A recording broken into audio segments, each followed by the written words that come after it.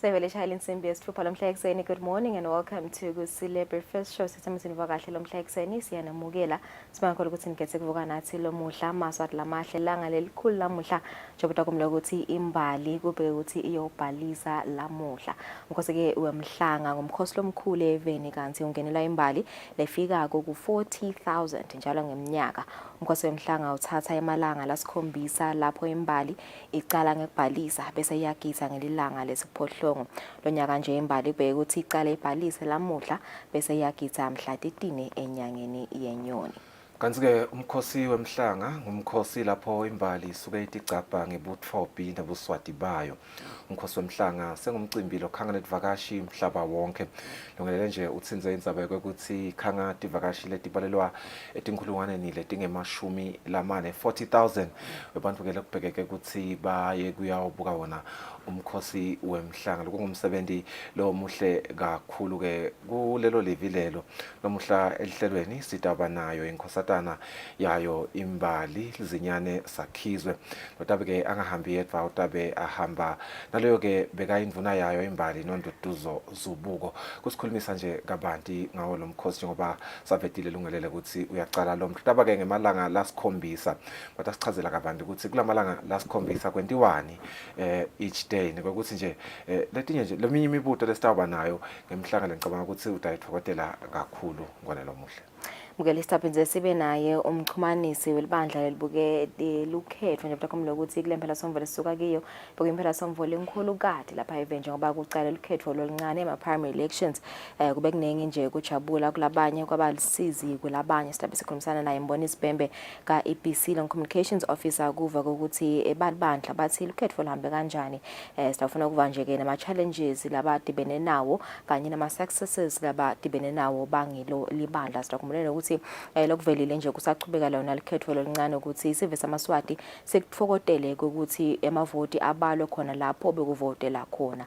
Sifuna ukukhulumisana naye Mbonisi ye 7:30 kuva nje naletinye tikhala mhlambe eletivetwe sive nakusachubeka lona lukhetho sithabe sinaye 7:30 lomhla ekseni.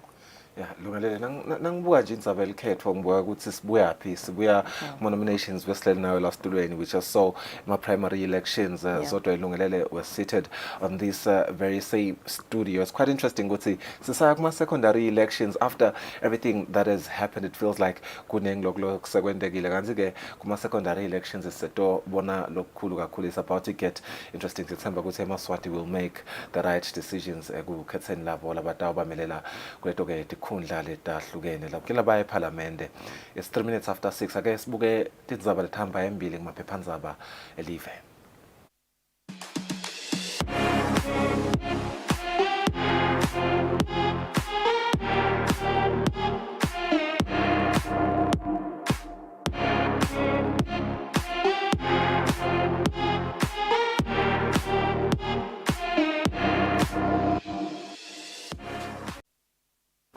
Dr. Ngebuka liphephandzaba 8 times of Eswatini lomhla kungilesibili hloko ethamba embili over 400 voters under Ngwene cry foul and they have filed a complaint nebaka EBC kuletinye ethamba embili some outgoing MPs speak on primary elections bayachaza ukuthi abakaphumeleli kanjani.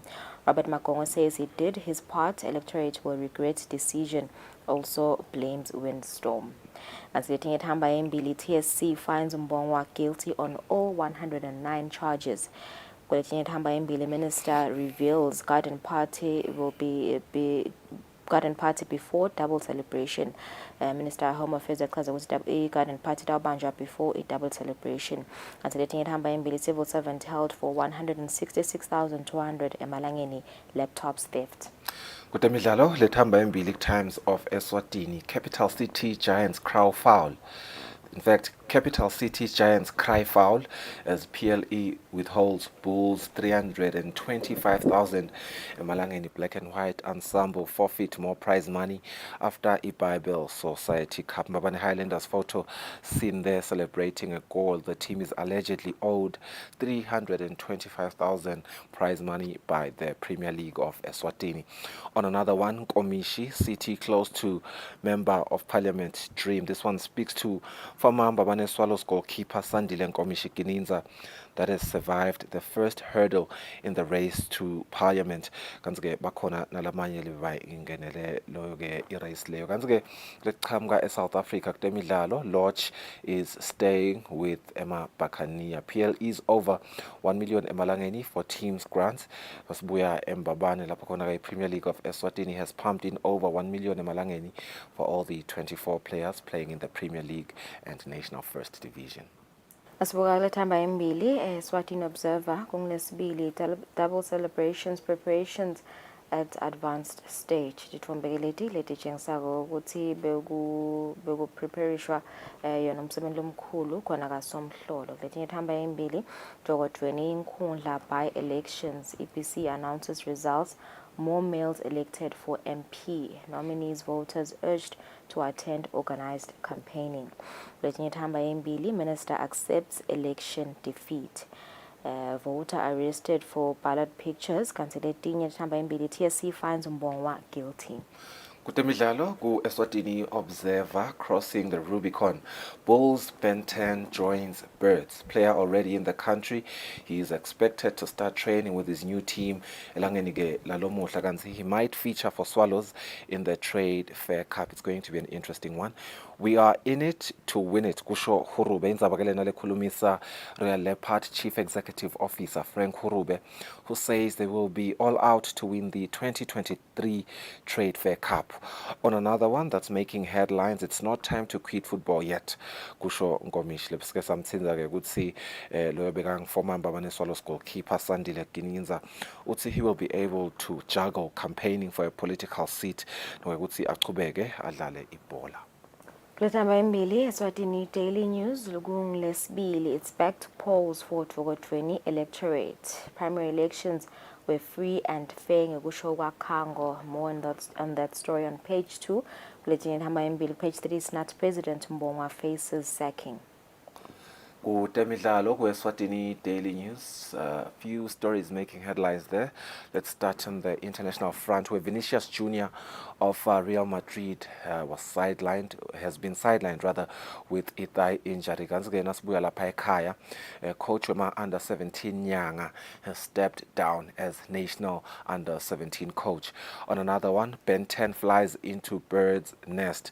Nzabakele khulumisa former Mbabane Highlanders attacking midfielder Tony Ben 10 Machacha, who has crossed the Rubicon as he is set to begin training with arch rivals Mbabane Swallows on Tuesday in readiness for the new 2023 season.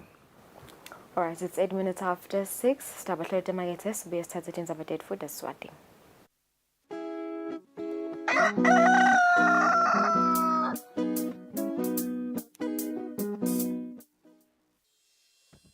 Umsakazo wetithombe iEswatini TV utibophelele kuhlonipha nekulandzela umgomo wetekusakata loweluswe libandla letekuchumana eveni. Ngephansi kwalomgomo sitimisele kusakata tindzaba letentiya ngaleso sikhatsi tindzaba letide emagama lacosheme letitsembekile letitsintsa tonke tinhlangothi naletisebaleni kusukela kutepolitiki, tetemphilo, tekulima, tetinkantolo netemhlaba wonke jikelele siniletsela tindzaba njengoba tinjalo ngaleso sikhatsi letenteka ngaso. Kanzi kulomsakato siphindze sikulethele lonke luhlobo lwetemidlalo kusuka emidlalweni welibhola letinyawo kuye emidlalweni ledlalelwa ematafuleni kanye naleto letiqhamuka ngaphandle kwakuleli. Leti tindzaba lowutiletselwa ngumsakazo wetithombe iEswatini TV.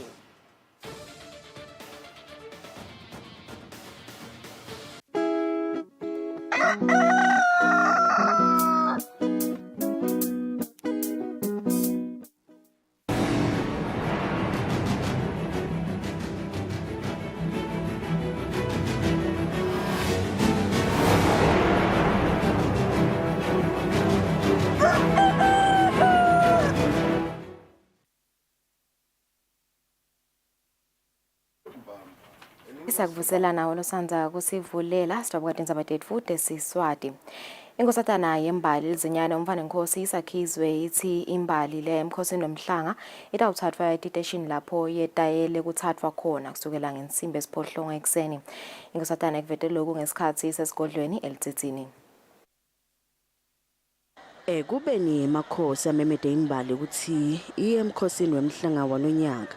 Imbali ibheke ukuthi isuke emiphakathini ngekwehlukana kwayo iphelele esigudlweni elithithini. Inkosatana yembali lizinyane umva nenkosi Sakhizwe ithi imbali itawuthathwa imoto lodeki ethwala editeshini lapho itayele ukuthi ithathwa khona iye kuyawubekwa esigodlweni elithithini lapho iyawufika ibhalise khona. Nine bekunene. Bobabe tikhulu bayatiswa ukuthi imbali itawuqalwa kuthathwa nga-8 ekuseni emiphakathini yabo. Bayethe wena phakathi. Imbali iliqhamukisa kidodonke tinkhalo telive ibheke ukuthi iphelele ngetinkani nangebuningi bayo. Etindzabeni kubika Pholile Maziya esigodlweni elithithini. Imvuna yelitiko letasekhaya umfana nenkosi Lindiwe ithi konke sekube ngemumo ukuthi eMaswati yahlanganyele nemakhosi emkhosini lomkhulu wokugubha usuku lekutalwa lwengwenyama kanye nelusuku lwenkhululeko eMaswati. Imvuna yokusho lokho enkundleni yesive kaSomhlolo ngesikhathi yokuhlola emalungiselelo alomkhosi. Hayi nasibuka umsebenzi siyabona ukuthi cha sebavele bemengemumo eMaswati. Nasi siyabuka ngale siyabona injabulo lebanayo.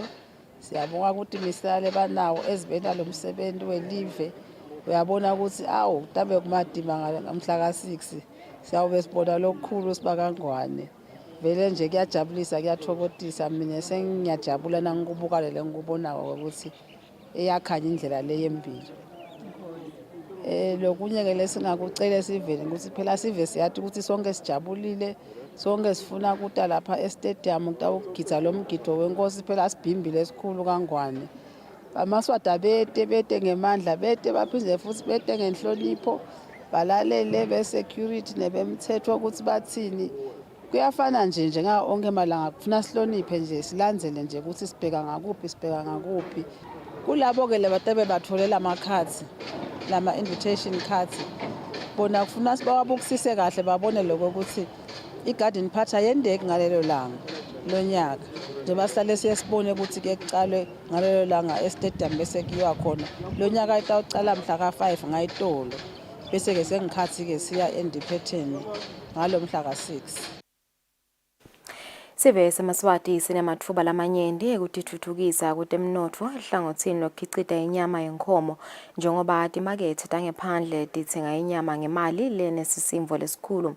Lokhu kusho indvuna yelitiko letemabhizinisi Manxoba Khumalo nayivula ngalokusemthethweni umhlangano wesikole wekucecesha bomake labange-60 labangemalunga enhlangano Timbokodo Multipurpose Cooperative lapho bebaceceshwa khona kabanti ngekukhicita tinkhomo tenyama.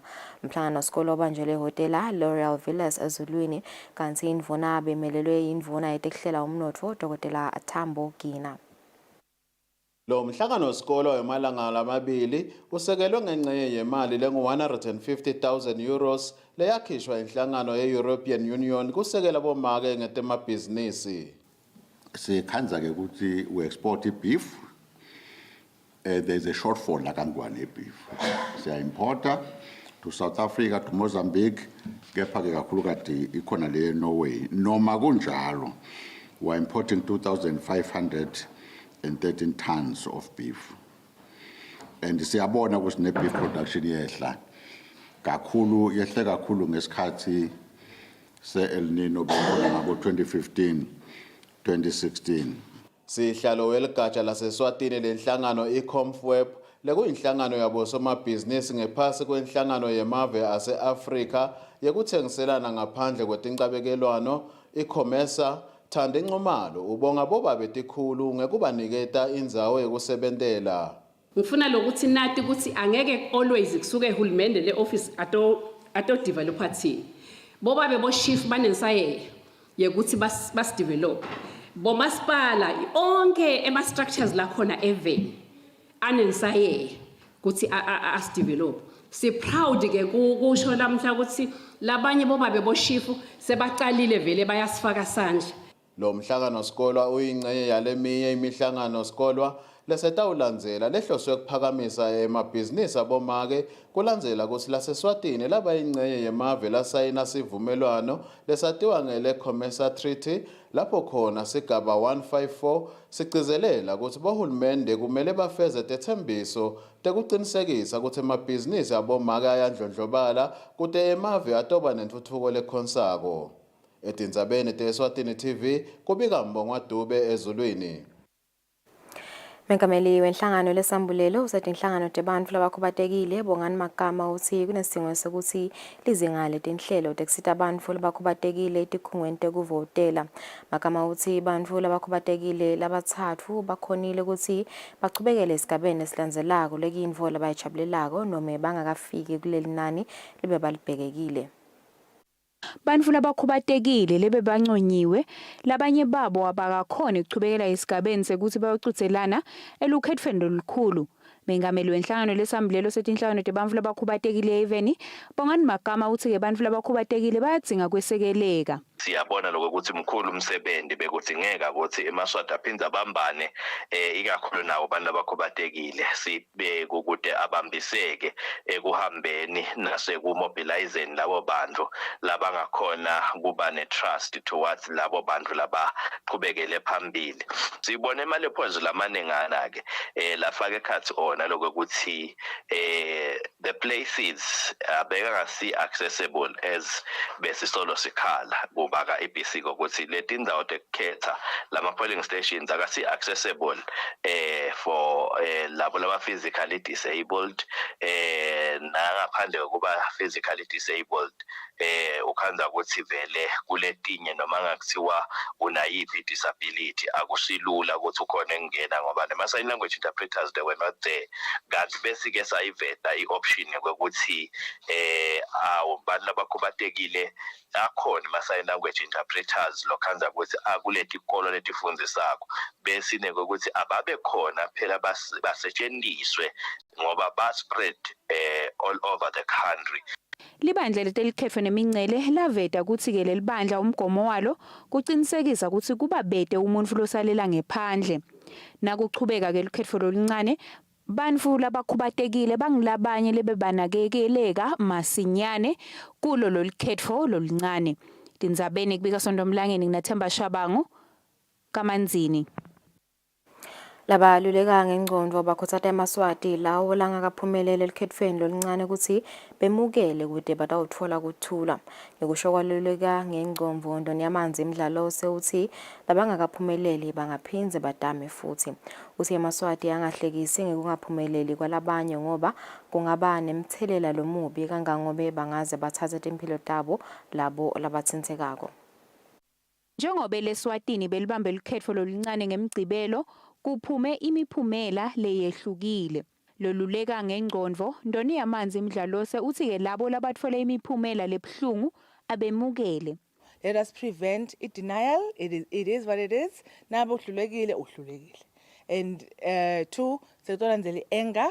Nakhona kule anger ngiyacela ukuthi khona ukuthi controller. With this, a lot of you guys will not accept it because bese ndibona nibahlonishwa, bese ndibona senishayelelwa, bese ndibona niphila leyo mpilo leyo. Naku namhla uyavuka uyoshaya ngesicatfulo uyobamba ibhasi.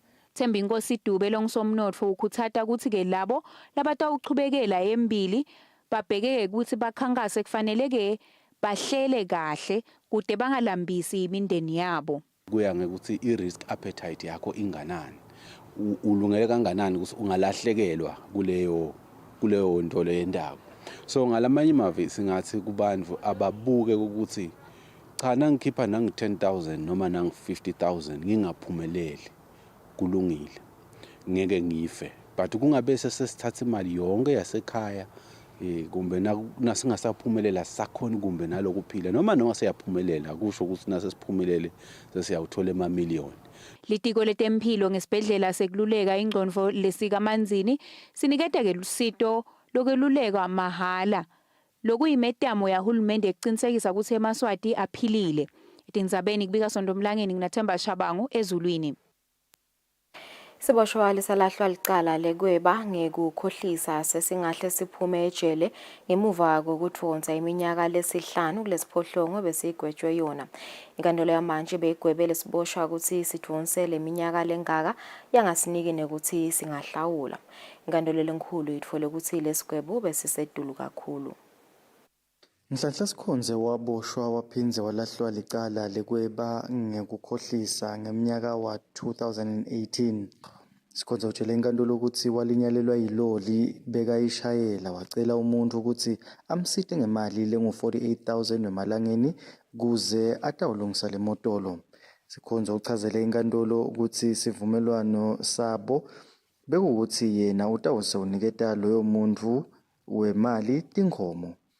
Ngesizatfu sekuthi bekunemsindvo ekhaya, Sikhonze uthi bamalela bakubo ukuthi athathe letinkomo. Kwase kuvulwa licala lekuthi tinkomo solo akamniketi lo muntu wemali.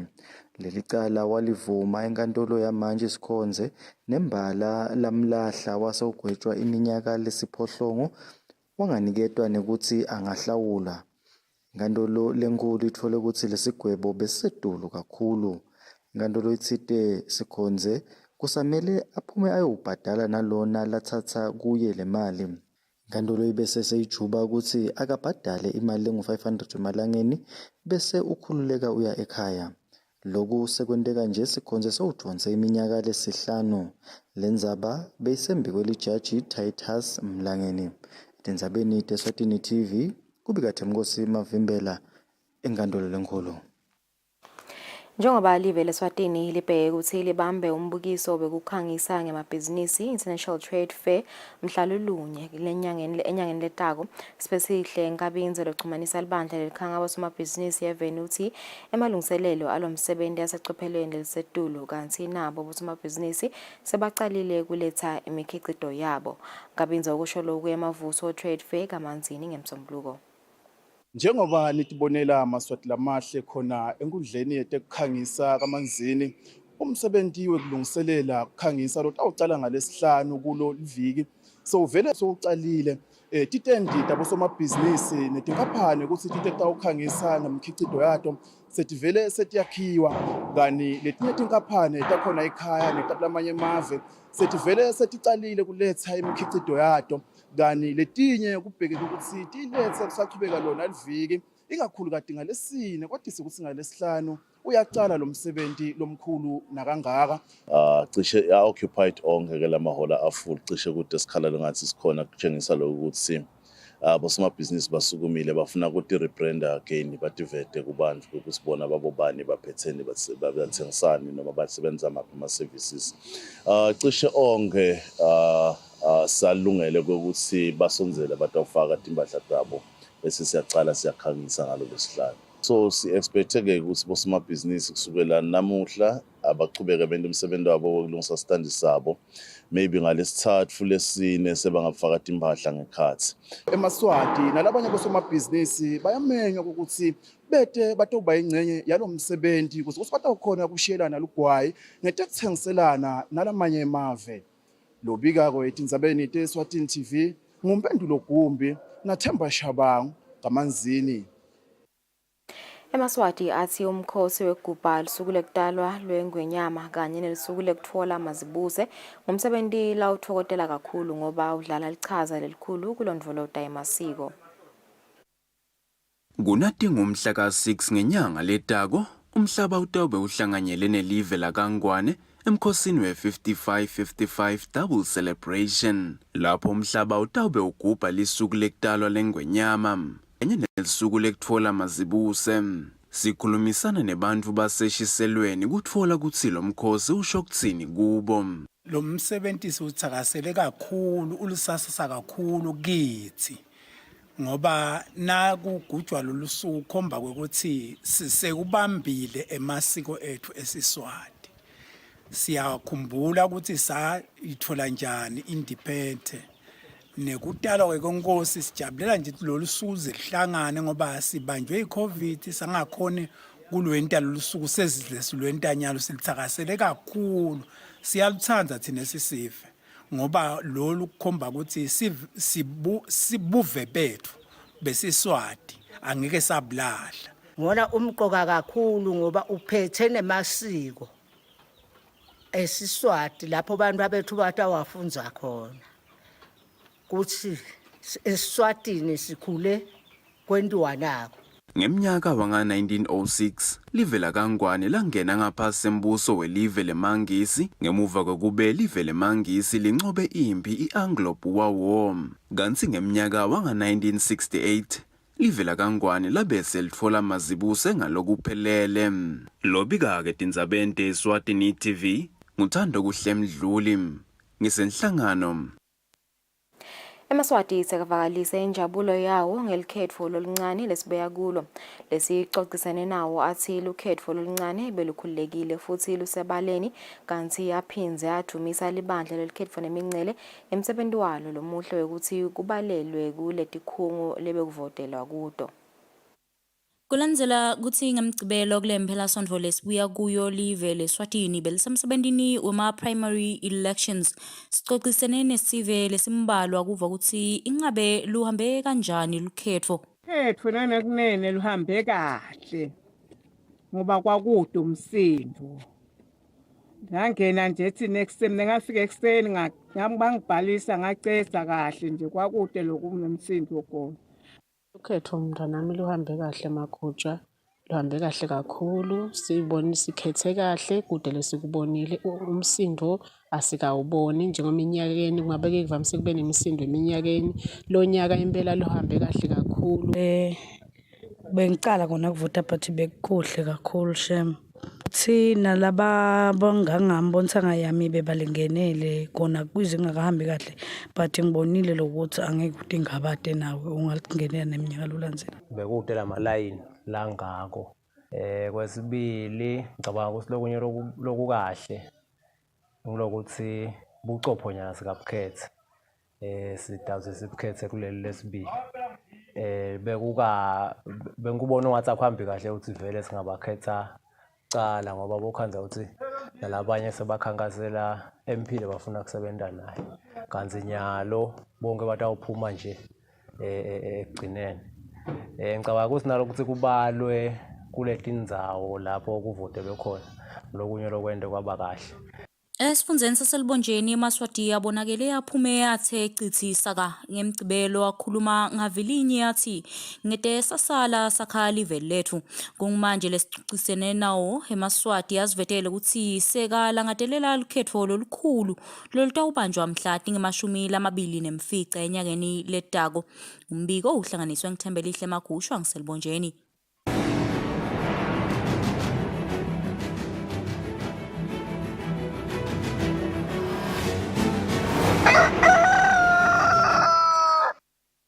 Kutemidlalo balishumi nabane badlali bemidlalo wecricket kubomake labayomelela live emidlalweni wokuhlungela indzebe yemhlaba ye-ICC T20 Women's World Cup Qualified Division 2 lapho khona bayodlala neBotswana.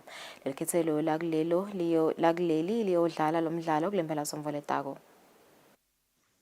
Eminyakeni lophelele ikhethelo lakuleli labomake lemidlalo yekhilikithi langenela imidlalo ekuhlungela indzebe yemhlaba kwekucala emlandweni welikhethelo labomake.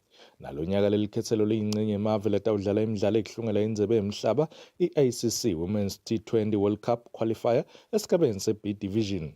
Lelikhethelo leliyodlala nelikhethelo lesive laseBotswana belisolo litilolonga emavikini lamabili endlulile linebadlali abalishumi nabane.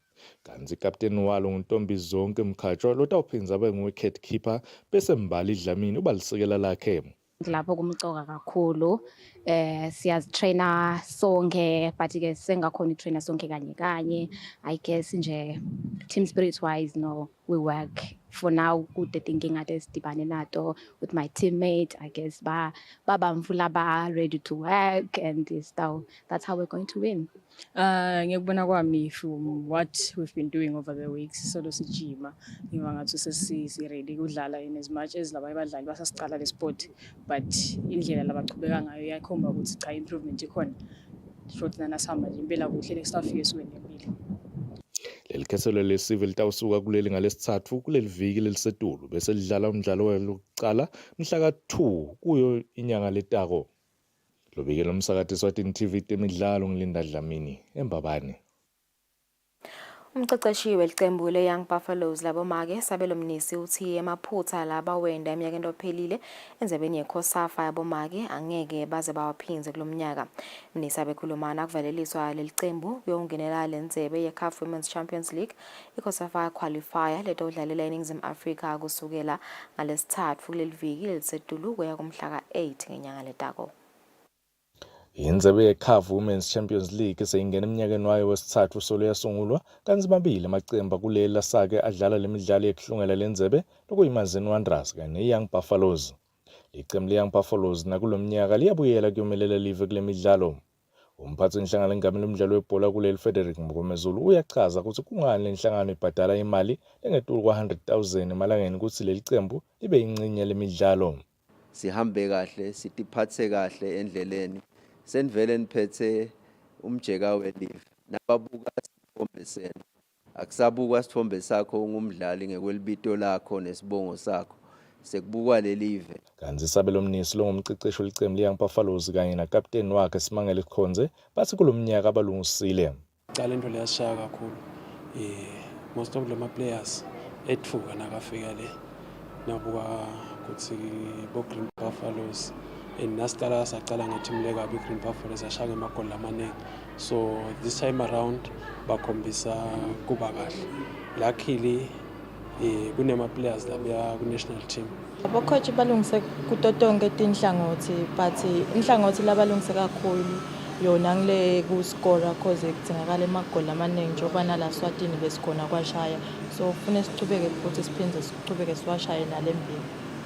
Sihlalo webhola yabomake lapha event bonkosi Mhlanga utawuhola lona libandla leliya kule midlalo. Leqembu leYoung Buffaloes lingaphasi kwa Group B kanye neMamelodi Sundowns ya7 laseNingizimu Afrika, Olympic de Maroni ya7 laseMauritius, Costa do Sol ya7 laseMozambique. Lobikela umsakathi Eswatini TV temidlalo ngilinda Dlamini nasigcine kwesimelane eMbabane. Ngalito imidlalo sitibeka lapho indzaba tetfu lo mhla ekseni sitaba hlelo etimakethe sibesicubeke nehlelo.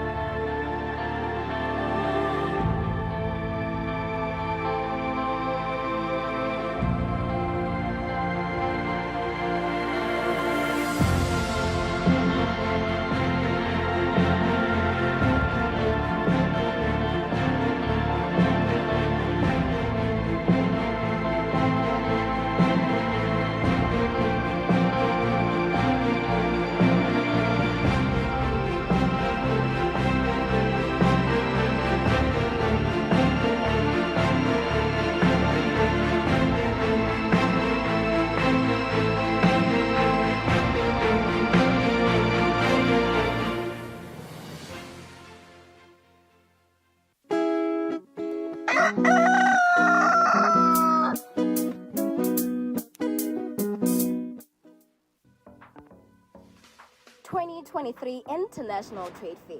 Eswatini TV brings you a trade fair promotion and a double celebration package. 5-minute live interview on location for only 4,600 emalangeni. A live Kusile breakfast show interview on location for as low as 3,450 emalangeni. 30 seconds complimentary message for only 12,638 emalangeni 50 cents. 30 seconds commercial advert with a minimum of 20 slots, corporate for only 659 emalangeni 15 cents. Small medium enterprise for only 332 emalangeni 72 cents. Promotion ends on the 30th of September 2023.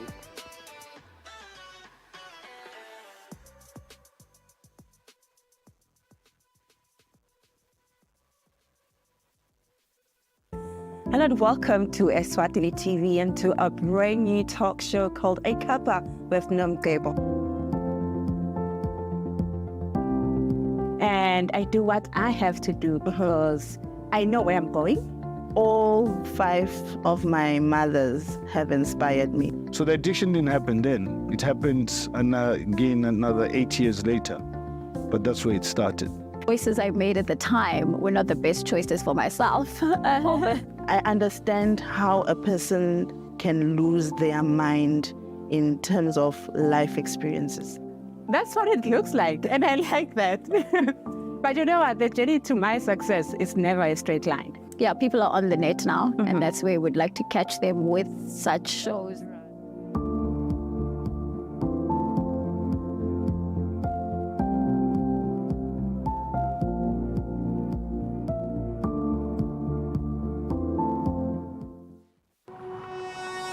When you choose your adventures, you do so with an open heart and a desire for the unexpected. You embark on journeys to discover new worlds full of wonder. You choose a path to awaken your senses, a world to make you look up and realize just how inspiring this life can be. Arrive and awaken your heart. Explore life in ways only thought possible in your dreams. Discover just how far you'll go to expand your understanding of life's greatest mysteries. There's just one place on this planet with so much to offer. Now is the time for you to have the royal experience in the kingdom.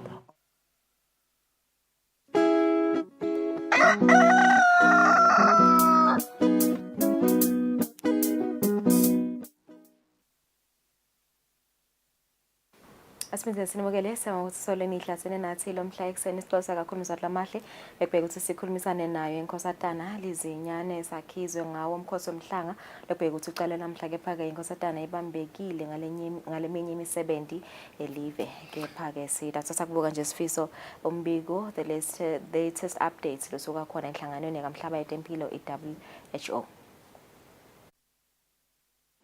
Good morning, good afternoon and good evening.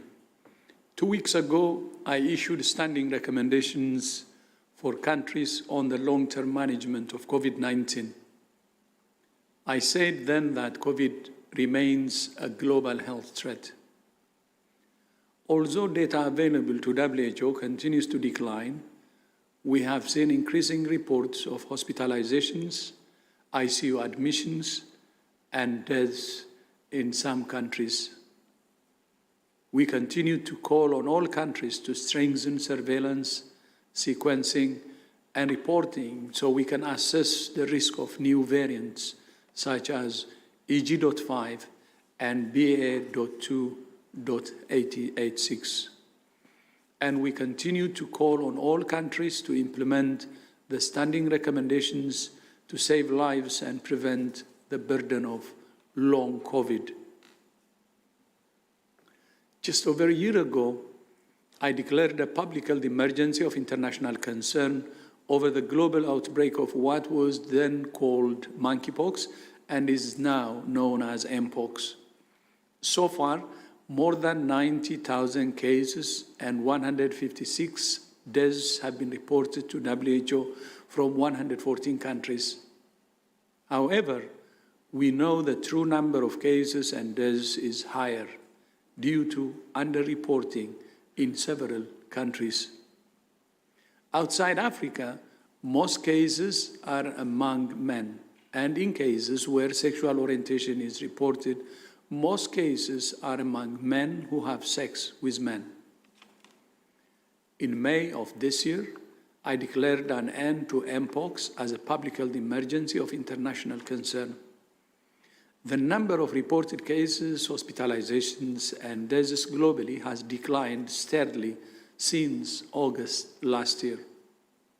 However, we have seen a significant increase in cases in the last 2 months in Asia, and cases continue to be reported regularly in Africa. As I did with COVID, I established a review committee to advise me on standing recommendations to support countries to manage Mpox in the long term. On Tuesday this week, on the advice of the committee, I issued those recommendations in 7 major areas. First, all countries should develop and implement national mpox plans with the aim of eliminating human-to-human transmission. Second, to maintain control and achieve elimination, countries should ensure mpox is closely monitored and sustain outbreak surveillance. Third, all countries should enhance community protection through risk communication, working closely with community representatives and organizations, and by combating stigma and discrimination. Fourth, all countries should initiate, support, and collaborate on research on mpox prevention and control. Fifth, all countries should provide information to travelers who may be at risk on how to protect themselves and others.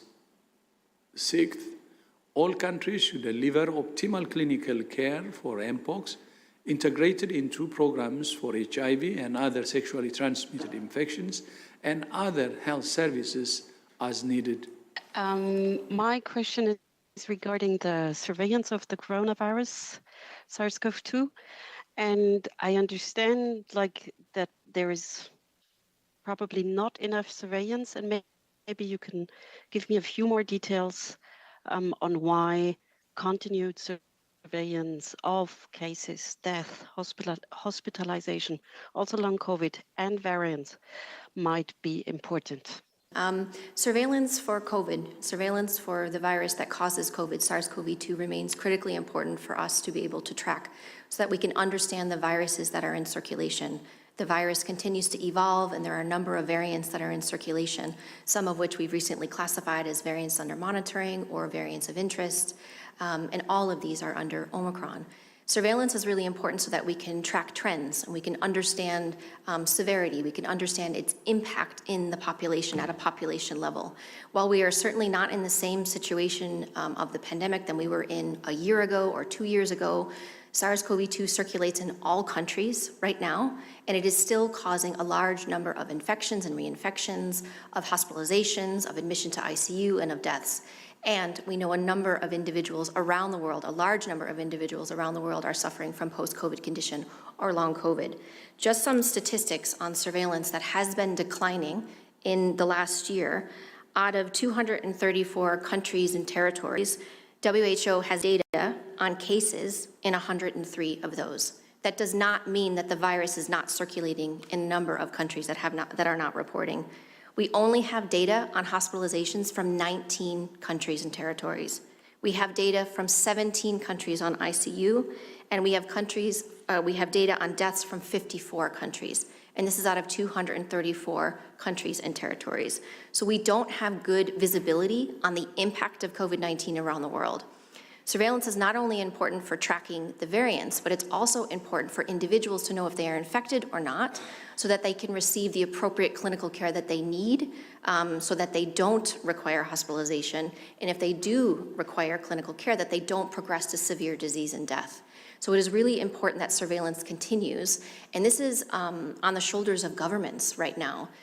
Governments have worked incredibly hard over the last 3.5 years to increase PCR-based capacities, to increase the workforce to deliver clinical care, to implement and utilize vaccines that are safe and effective at preventing severe disease and death.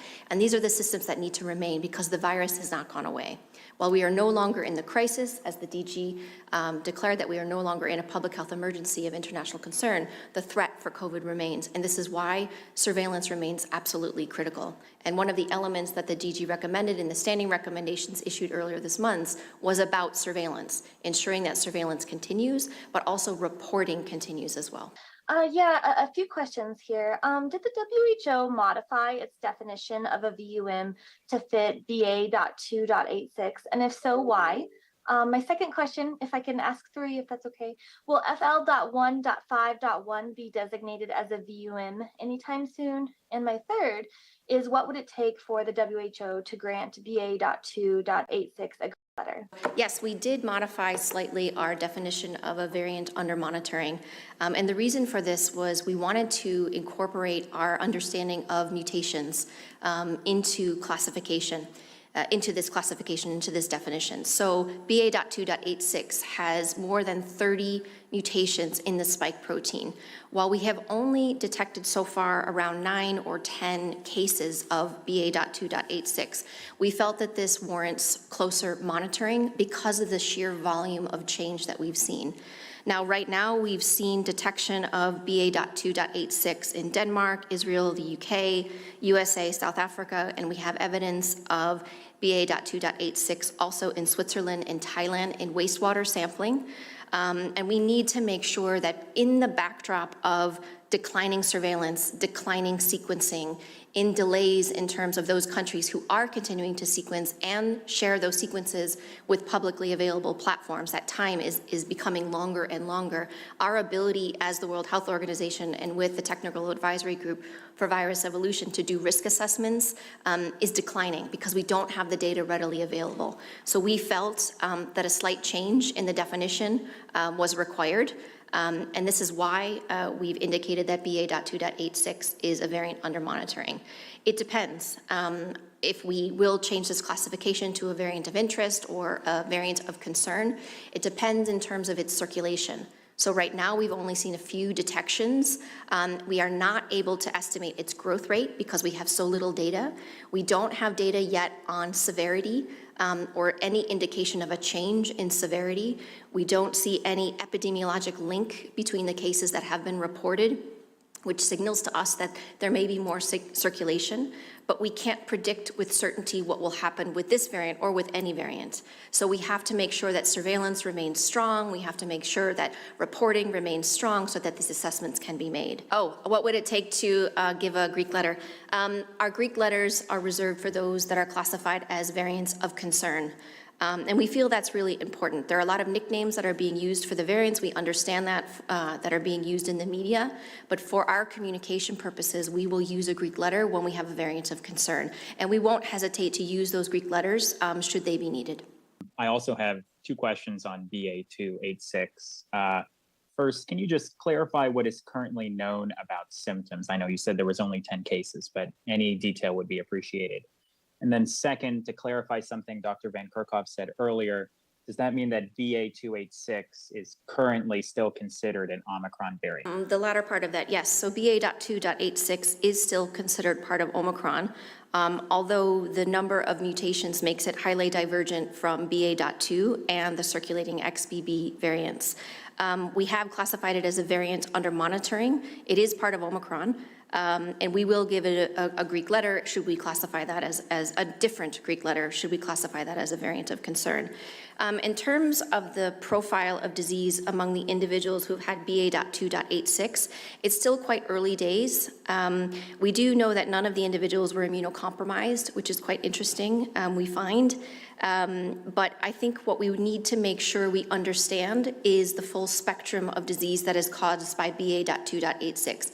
My reservation in giving a lot of detail around this is I don't want to draw any conclusions coming from 8 or 9 patients. We know that these variants that are in circulation, and I think what is important for the general public is that SARS-CoV-2, any of these variants, any of the Omicron variants that are in circulation can cause the full spectrum of disease, everything from asymptomatic infection all the way to severe disease and death. Your likelihood of developing severe disease and dying is reduced with vaccines. The many safe and effective vaccines that are in circulation, that are in use right now. Early access to clinical care and antivirals reduces the risk of developing severe disease. So that's what is important for the general public in our view. We will give a full profile and do a risk assessment of BA.2.86 as soon as we have more information. We expect the number of cases to be increased because we classified it as a variant under monitoring, and there could be more detections in countries from wastewater surveillance, which is something that countries have been utilizing for a year or two during the COVID-19 pandemic, which is really helpful to understand what is circulating among populations as individual case detection and individual case reporting is reported to WHO. When communicating now about corona, you know the reality that people think, well, finally, at last, it's just the flu, and why bother still doing surveillance? Why bother having accurate case numbers and so on? And that's just a reality people are experiencing in daily life. And I find it very hard to kind of answer that because what you are saying is just so different. Can you do you have any information that might help bridge that gap?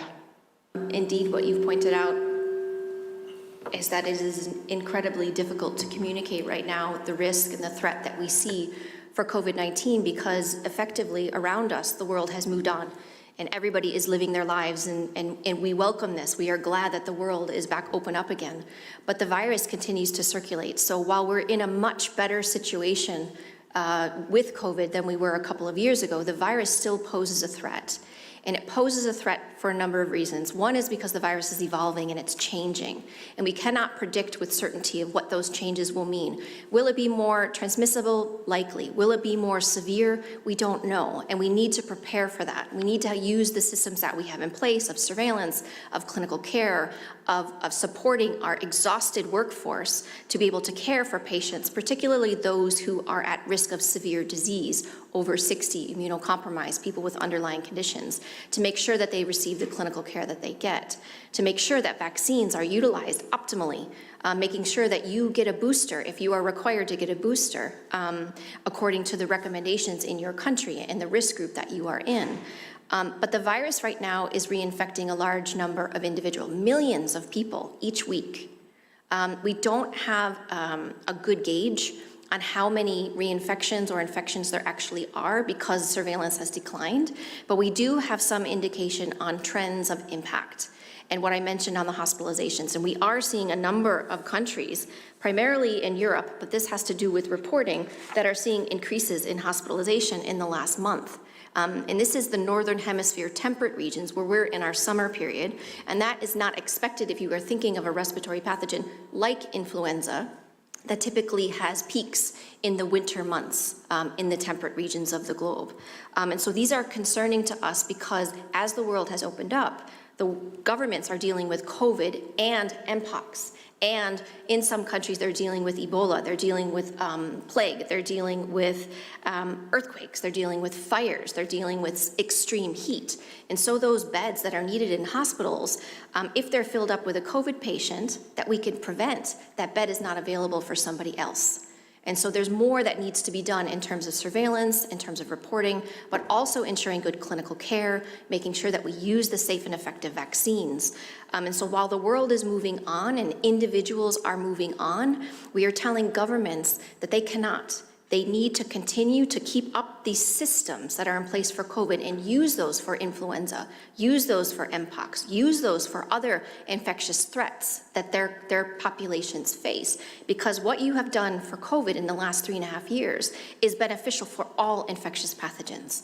And we hear countless times from governments saying, what we put in place for COVID was useful for Mpox. What we've put in place for COVID was useful for cholera, is useful for the other threats that they face. And so that's what we are trying to discuss. So while the world is moving on, individuals need to know what is their risk as they live their lives. If they are in a vulnerable group, make sure you are boosted. Make sure you think about what you're doing. And if you're in a population, if you're in a crowded area, and wear a mask. Make sure that we look at ventilation in the indoor spaces where we work, where we live, where we go to school.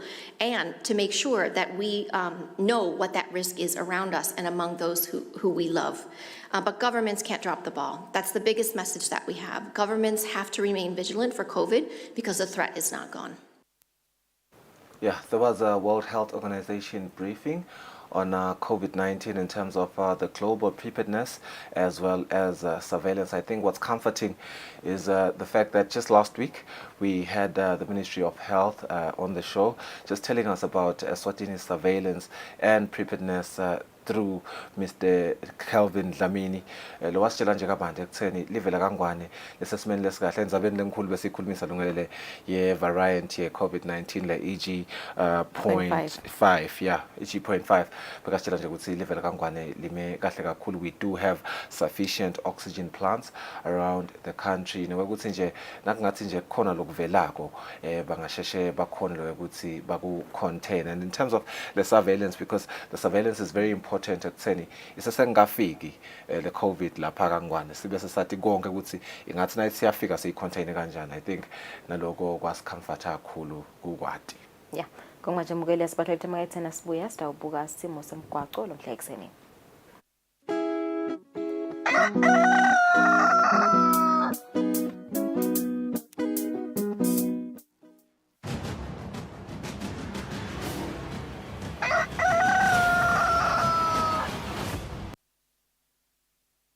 Nje 5 minutes kubumbane insimbi yesikhombisa lomhla ekuseni lesikhatsanyalo sitawuthola i-traffic update from kule Magwabane lotawusipha nje simo semgwaco. Ngabe nisayibuka imigwaco lomhla ekuseni ime kanjani vele Magwabane?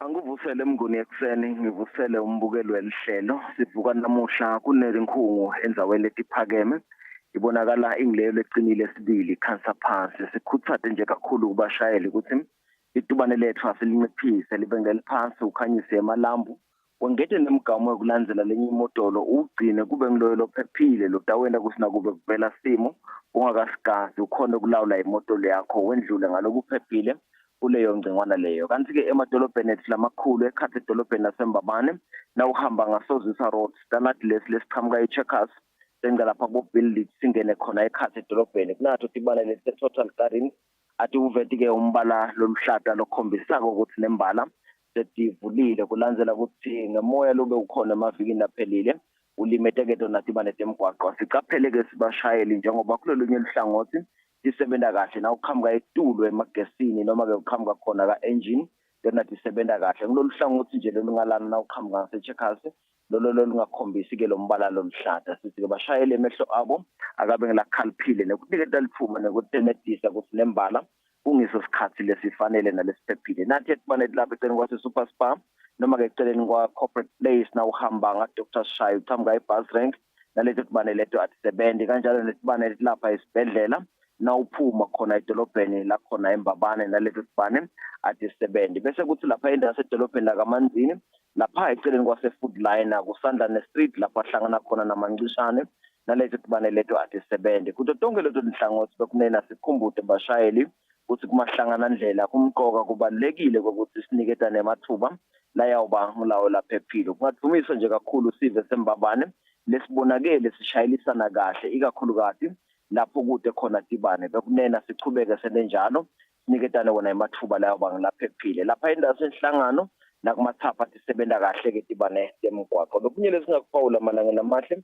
kungaba ngiko kusho ukuthi awube kunena asichubeke sinake imigwaqo yethu solo ayikho esimeni lesikahle ikakhulukazi kwatise ukuthi solo kunalawo ma-potholes naleto sigojana kuletje indzawo nasemigwaqweni ledeltiyela sichubeke bekunene silinciphise litubane siniketane wona emathuba layoba ngilaphephile kuleto ndzawana leto bese kuthi-ke bekunene nemfuyo solo iyabonakala emigwaqweni lethi nje awuba kunene sikhumbule ukuthi livela kangwane inemisebenzi lemikhulu lechubekako ngako asilesiqiniseko sokuthi imigwaqo yethu ilephephile nalehambekako ngaso sonke isikhathi sengephetha nje siveta naloko ukuthi awumthamo wetimodolo ubonakala ulolo phakeme nyalo ekuseni kanti ke siyawukhumbula bakangwane ukuthi umsebenzi lomkhulu welive imbali imenyediwe namhla ke iyawuthi iphume emiphakathini iphume etindzaweni tayo enyukele khona lapha emthini obukhosi la sibhekile ke ukuthi awunembala nakhona umthamo wetimodolo uyawubonakala uba ngiloyo lesedulo sicela nje ukuthi sichubeke emalangeni lamahle ngenhlonipho lesiyibonile itolo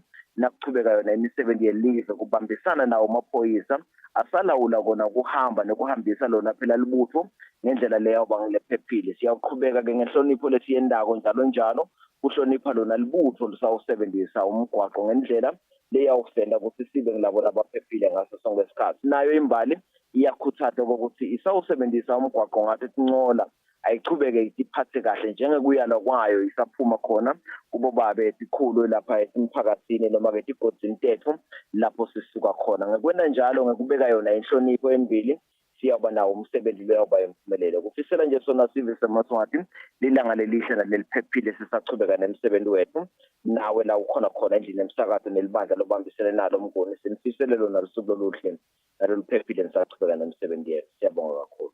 Simakhuluma kwabane Sergeant Bekmuzi kule sipha yona i-traffic update yagcizelela ke ukuthi kunedingungu lomhla ekseni so labachubati imotolo bacaphele basathi chubati natmotolo emigwaqweni yelive le yahluke niceleleke ukuthi babanjiswe in terms of discipline lomuhla njengoba ke kunemsebenzi lomkhulu localako esukwini lalomuhla umsebenzi ke wemhlanga sibahlolela imakethe masinyane sitawubuya sithathe indzaba talapha ekhaya esingisi.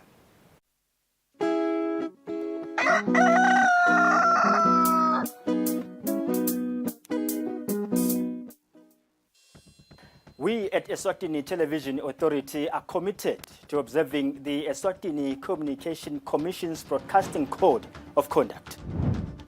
Under the code, we are committed to broadcast news that is current, free from hate speech, accurate, balanced, and fair. From politics to business, health, agriculture, courts, and global news, we bring you the latest updates as they happen, when they happen. We cover all the sporting codes from the football pitch to the chessboards. This is Eswatini TV News.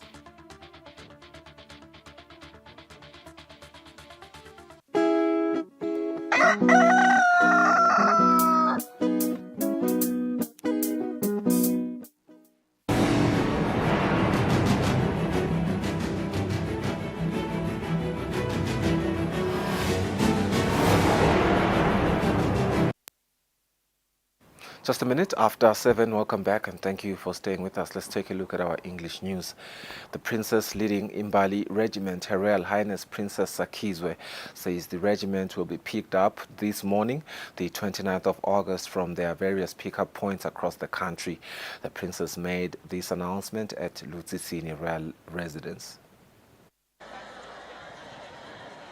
Following their Majesty's call on Imbali to gather at Lutsitsini Royal Residence for this year's Umhlanga ceremony, the regiment is expected to arrive at Lutsitsini Royal Residence on Tuesday, the 29th of August. Her Royal Highness Princess Sakizwe says the regiment will be picked up from their various pickup points from 8 a.m. Bobabe tikhulu bayatiswa ukuthi imbali itawuqalwa kuthathwa nga-8 ekuseni emiphakathini yabo. Bayethe wena phakathi. The Imbali regiment will be coming from all the 4 regions of the country. On the news, I'm Polile Mazia at Lutsitsini Royal Residence. The Minister of Home Affairs says it is all systems go for the 55-55 double celebration to take place on the 6th of September. The Minister was speaking at Somhlolo National Stadium during rehearsals of different activities that will take place on the big day. Hayi nasibuka umsebenzi siyabona ukuthi cha sebavele bemengemumo eMaswati nasi siyabuka ngale siyabona injabulo lebanayo.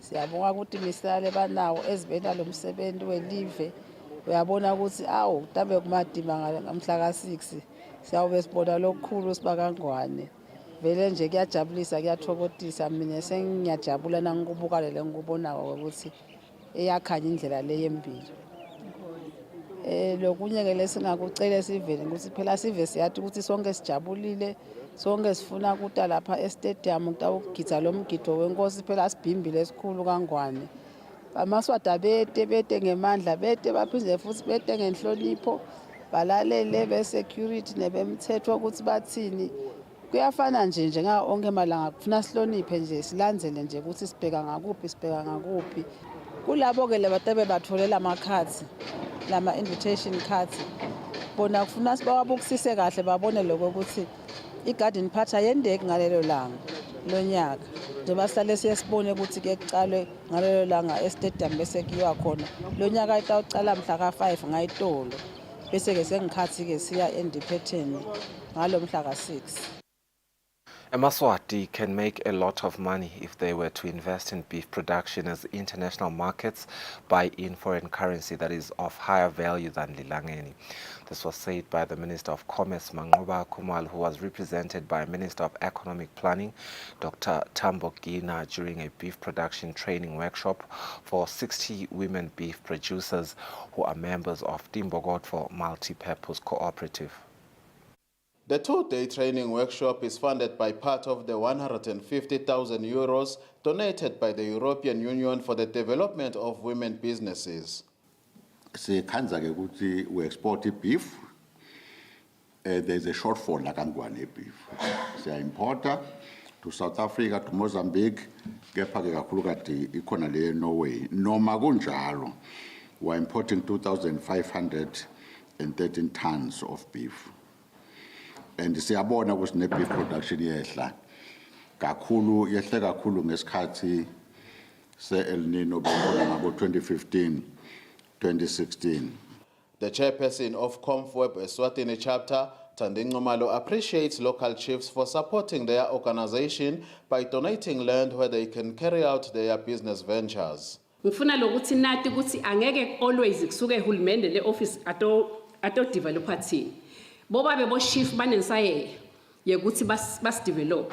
Bo masipala onke ema structures la khona even anensaye ukuthi as develop. Si proud ke kusho lamhla ukuthi labanye boba bebo chief sebaqalile vele bayasifaka sanje.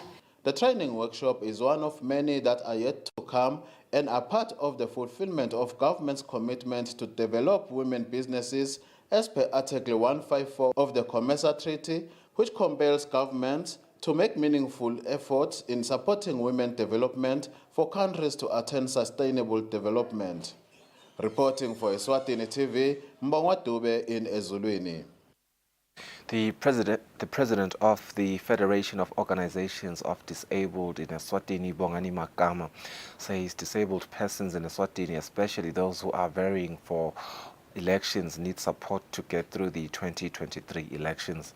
Makama says as much as a large number of disabled persons were part of the elections, there are challenges that need to be addressed that will ensure that those that lag behind are included. The 2023 primary election stage is officially over as Eswatini embraced the call to vote for constituency headman and member of parliament over the weekend. Persons with disabilities who were nominated, some of them were unable to get enough votes to compete to the secondary elections. The FOTSWA president, Bongani Makama, says the latest reports that they received shows that 3 persons with disabilities were able to go through. Makama says disabled persons need support. Siyabona lokuthi mkhulu umsebenzi bekudingeka ukuthi eMaswati aphinde abambane ikakhulu nawo abantu abakhobatekile sibe ukuthi abambiseke ekuhambeni nasekumobilizeni labo bantu labangakhona kuba netrust towards labo bantu labaqhubekele phambili. Makama says the organization is worried as the campaigning stage has already begun. He says that disabled persons, especially those that are not able-bodied, will have a challenge visiting chiefdoms, as some Tinkundla centers consist of several chiefdoms. The Elections and Boundaries Commission announced that elderly and disabled persons did not have to queue during the primary elections. The EBC has also highlighted that the elections will leave no one behind. For Eswatini TV News, Sondomlangeni Tembashabango, Manzini. Clinical psychologist Ndoni Yamanzi Mdlalose encourages the Maswati who lost their primary elections to accept the result, even if it's not what they expected. Mdlalose urges people to desist from making fun of those who lost because they might resolve to taking their lives. The Kingdom of Eswatini over the weekend conducted primary elections. Some people were disappointed when receiving the results, as they did not receive the expected results. Donia Manzim Mdlalose, a clinical psychologist, encouraged the Maswati, especially those that lost, to accept the results. Let us prevent denial. It is what it is. Nabo uhlulekile, uhlulekile. Mdlalose says this was a win-lose situation. She says they can try again in 2028. Mdlalose says they should allow people to support them during this time because they need it. Mdlalose says Amaswati should not make fun of those who lost because it might lead to suicide.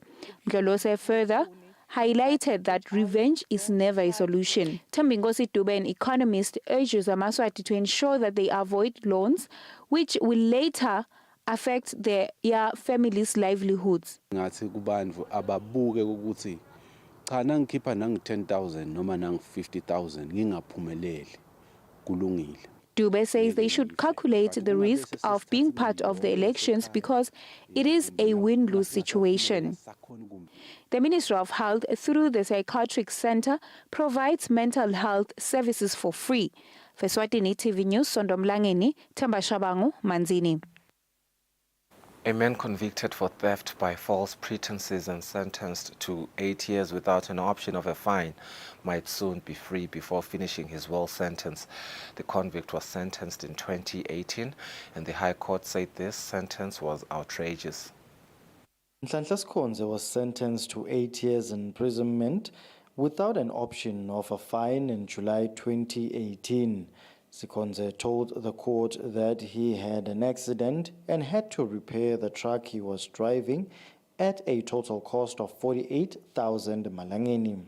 Sikhonze told the court that he had to secure this money from a friend and give him an undisclosed number of cows. He narrated to the court that he would have honored that agreement had it not been for his family members who refused that he takes the cattle. Sikhonze told the court that he was then arrested for theft by false pretenses because he did not keep his end of the deal. He submitted that he pleaded guilty to the offense and the court sentenced him to 8 years without an option of a fine. The High Court observed that the sentence was outrageous. It said Sikhonze still had to correct the wrong he had committed. The court then ordered that he pays a fine of 500 malangeni and stated that it took into consideration the time he has spent behind bars. This matter was before Judge Titus Mlangeni. For Eswatini TV News, Thembinkosi Mavimbela, High Court. Eswatini business sector is currently hectic. This follows that the country expected to host an international trade fair market this upcoming Friday.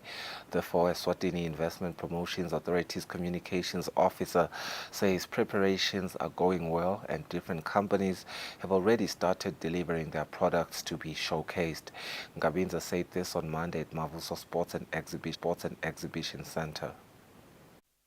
Eswatini is expected to host an international trade fair commencing from the 1st of September this upcoming Friday. In this trade fair, local and international companies will be showcasing and promoting their products.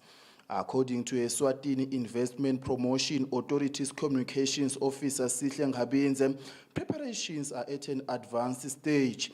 Hence, he invites Emaswati and entrepreneurs to come and experience the international trade fair and look up for both local and international market opportunities. Abosomabhizinisi basukumile bafuna ukuthi rebranda again bativete kubantu ukusibona babobani baphetheni bathengisani noma basebenza maphi ama services. Cishe onke salungele ukuthi basonzele batawufaka timbahla zabo bese siyaqala siyakhangisa ngalo lesihlanu. So si-expect-ke ukuthi bosomabhizinisi kusukela namuhla abachubeke benze umsebenzi wabo wokulungisa standi sabo maybe ngalesithathu lesine sebangafaka timbahla ngekhathi. The International Trade Fair's main objective is to attract investors into the country. This helps in eradicating high unemployment rates, and also it plays a fundamental role in instilling growth to the country's gross domestic product. For Eswatini TV, I'm Pendulo Kumbi with Themba Shabangu, Manzini.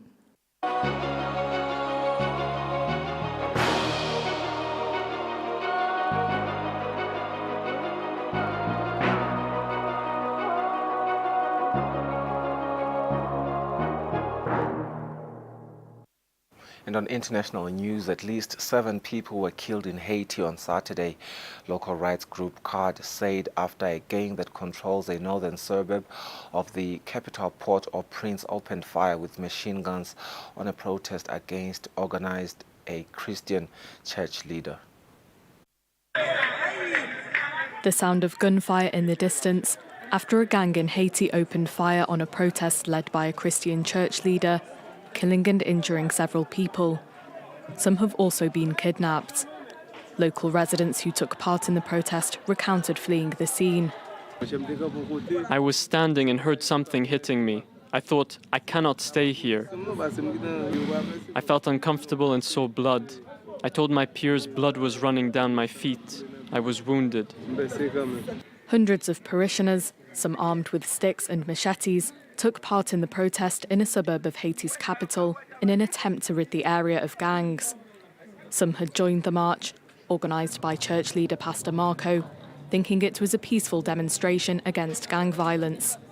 One protester said that the pastor had told his followers to keep on walking in spite of the gunfire. When we arrived at their stronghold, the gangs attacked us. They opened fire on us with all sorts of guns. The pastor's followers really believed what he told them. He said they were bulletproof, that those that were wounded had no faith. Gang violence has spiked in Haiti following the assassination of President Jovenel Moïse in 2021, leaving more than 2,400 people dead this year alone. Amid the violence, many Haitians have joined a violence movement that targets suspected gang members. The UN says that more than 350 people have been killed since that uprising began in April. Protests against Syrian President Bashar al-Assad's government showed no sign of abating Friday, with demonstrations reported in a string of towns in Dara and Swida provinces. The protests began late last week after the government ended fuel subsidies, dealing a heavy blow to Syrians reeling from years of war and economic crisis. Members of the Druze religious minority group turn out for the 7th day in a row as protests spread across government-held provinces in the south of Syria. A government decision to end gasoline subsidies has compounded the woes of those living there who were already suffering soaring prices and poor living conditions.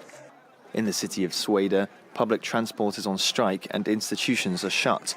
Top spiritual leaders have given their blessing for the rare, persistent protests. Our only demand is the peaceful transfer of authority so we get rid of this ruling gang without any sedition or bloodshed. Please go away, Assad. The matter is over. Syria's interminable civil war has provoked an economic crisis and a currency collapse, which President Bashar al-Assad blames on Western sanctions. Dissent is rising in areas that once stood with Assad, like in Dara province, which returned to government control 5 years ago. It was the cradle of the 2011 uprising before peaceful protests there were violently suppressed. The leader of Libya's government said Sunday that he had suspended his foreign minister after her Israeli counterpart announced he had fled talks with the past last week in Rome. Tripoli overnight, roads blocked and tyres burnt. The response on the streets to an hour-long diplomatic meeting that Libyan officials tried to keep secret. The National Unity Government feared there would be this response. Protesters marched, shouting, "We don't sell our country." Hours after Israel's government confirmed the news that the 2 foreign ministers had met in Rome. This group pull out a picture of the Israeli flag to be burnt as others waving the Palestinian flag watch over. Small-scale demonstrations have taken place in other cities too. Many see the government's stance as a clear betrayal. For decades, Libya has been a staunch foe of Israel and a champion of the Palestinian cause. This morning, smouldering tyres and anger in the city. They displace the Palestinian people and treat them with no mercy and are not giving them any part of their rights. We condemn this meeting with Israel, especially if the normalization was planned and if this meeting really happened. When news first emerged, we were told that Najla al-Mangoush, Libya's foreign minister, seen here with EU officials, had met her Israeli counterpart in Rome purely by coincidence. It was an unprepared, casual encounter during a meeting at Italy's Foreign Affairs Ministry.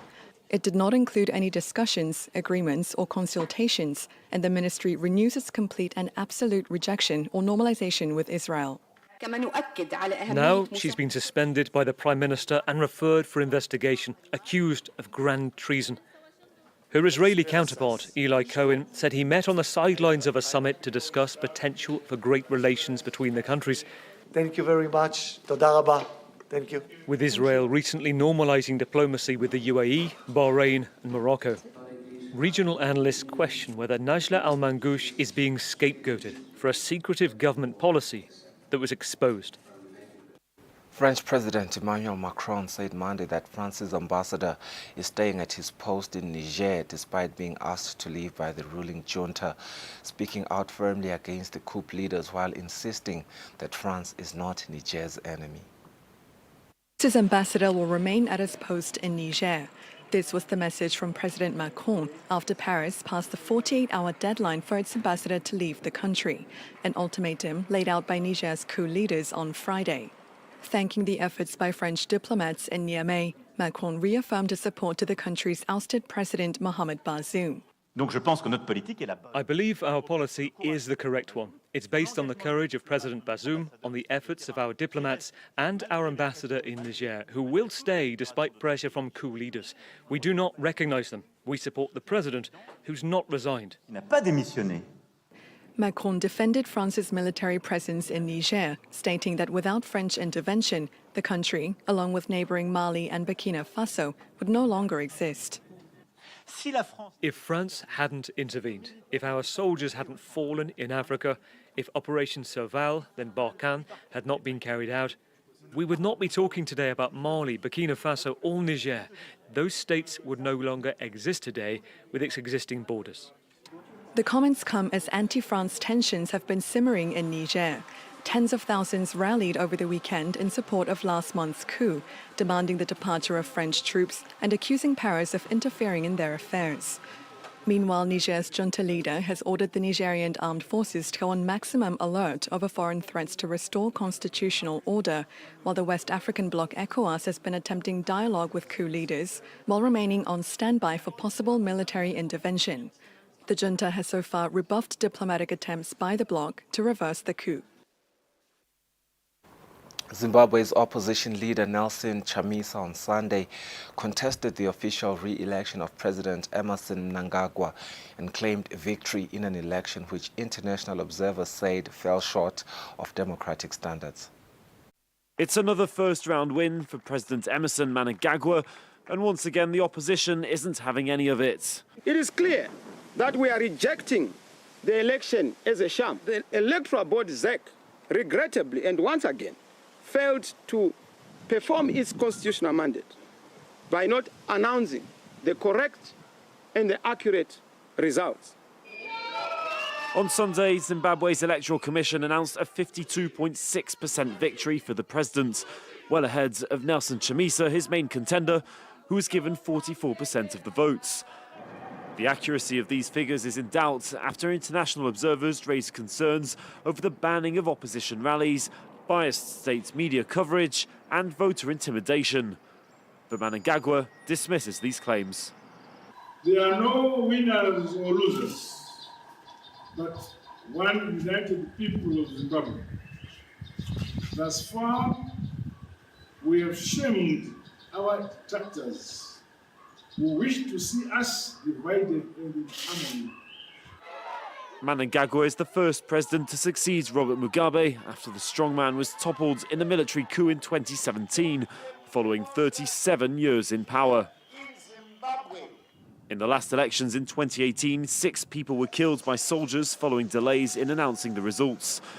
As of now, there's no sign of unrest in the country, where residents are desperate to see a curb to inflation and unemployment. Gabon cut internet access and announced a nightly curfew as voting drew to a close on Saturday.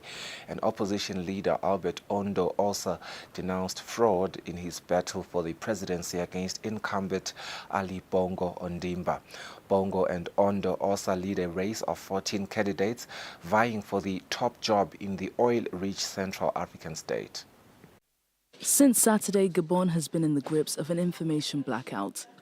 Shortly after people in the country began casting their ballots to elect new local leaders, lawmakers and a new president, the government announced it would cut off internet access. It says the measure is aimed at preventing the spread of cause for violence. A curfew has also been imposed. Being aware of the dangers of false information and manipulation on these platforms, the government of the Gabonese Republic has decided to suspend internet access nationwide from today until further notice. Also, in order to prevent any excuses and preserve the security of the entire population, a nationwide curfew has been decreed and will be enforced from this Sunday, August 27th, until further notice. The incumbent, Ali Bongo, is looking to secure a third term, extending his family's 56-year hold on power. His main opponent is Albert Ondo Ossa. The Alta-announced 2023 candidate accuses Bongo of vote rigging. This journalist, who's following events from neighboring Cameroon, says the situation in Gabon is chaotic. We've rarely seen this level of disorder during elections. Some polling stations weren't open, the names of some candidates weren't on the ballots, while there were other people on the ballots that weren't even candidates. We saw all kinds of things. While Bongo is likely to win another term, results are still unknown and no trend has emerged. The elections took place in the absence of foreign media and international observers. Dozens of Senegalese nationals were repatriated to Dakar from Cape Verde after surviving a boat crossing to Europe. More than 60 people are believed to have died, and that's according to the International Organization for Migration, IOM. After weeks of suffering, there's finally a sense of relief. The 38 survivors are back home in Senegal after getting lost at sea in mid-July. Their return was organized by the Minister for Senegalese Abroad. I would like to pay tribute to the memory of those who disappeared at sea during their journey. At the time of the rescue, 7 bodies had been found. The migrants departed from Fasboy, a fishing village about 100 kilometers north of Dakar. The community is devastated. They lost 60 young people, most of them starving to death in the drifting pirogue. The survivors are still being looked after. Abdou Karim lost his son, nephews and 2 grandsons on the boat. He mourns the loss of his relatives. It's very hard. I can tell you how sad it is to lose people who are very close to you. We put our hope in God. There's been a surge in migrants arriving at the Canary Islands, 4,000 kilometers off the Senegalese coast. For the young fishermen from Fasboy, it's unemployment and the lack of opportunities that's pushing them to leave. There are no more fish in the sea. Fishing is no longer an option. I think that's why young people are risking their lives at sea trying to reach Europe. At the end of July, the government presented a new strategy intended to fight against irregular migration, in particular by strengthening coastal surveillance.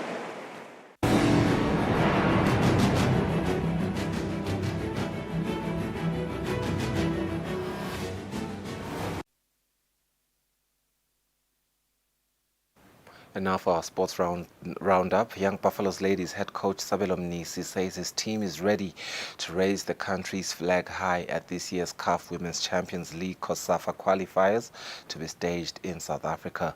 Mnisi was speaking during the team's farewell function, which was held at Sigwaca House in Mbabane. Young Buffaloes ladies team will once again represent the country this year's 3rd edition of the CAF Women's Champions League COSAFA qualifiers after having done the same thing last year. Young Buffaloes ladies team head coach Sabelo Mnisi and his captain Smangele Skonza say this year they have done thorough analysis and preparations. Most of them players etfuka nakafika le nawubuka ukuthi bo-Green Buffaloes nasiqala saqala ngeteam lekabi i-Green Buffaloes yashaya ngemagoli amaningi, so this time around bakhombisa kuba kahle. Luckily kunema-players labuya ku-national team. Abokhoji balungise kuto tonke tinhlangothi, but inhlangothi labalungise kakhulu yona ngile kuskora cause kudzingakala emagoli amaningi njengoba nala Eswatini besikhona kwashaya, so ufune sichubeke futhi siphinde sichubeke siwashaye nalembili. Eswatini Football Association Chief Executive Officer Frederick Mgomezulu was representing IFA's President Peter Simelane emphasized on the importance of the tournament and gave them a Midas touch. Women Football Association Chairman Bonkosi Mhlanga is the head of delegation. The tournament will commence on the 30th to the 8th of September. Moving along, the senior national cricket ladies team has been in camp for the past 2 weeks preparing for this year's ICC T20 Women's World Cup qualifier Division 2 against Botswana. Two senior national team players in Ntombi Zonke Mkhatshwa and Bali Dlamini have something to say concerning their preparations. Lapho kumcoka kakhulu siyazitraina sonke but ke sengakhona ukutraina sonke kanye I guess nje team spirit wise no we work for now good tinkinga esidibane nato with my teammate. I guess babamfula ba ready to work and that's how we're going to win. Ngiyakubona kwami from what we've been doing over the weeks solo sijima ngiba ngathi sesi ready kudlala in as much as laba abadlali basasiqala le sport but indlela labachubeka ngayo yakhomba ukuthi cha improvement ikhona. The national team will leave for Botswana on Wednesday this week and play their game on Saturday this coming weekend.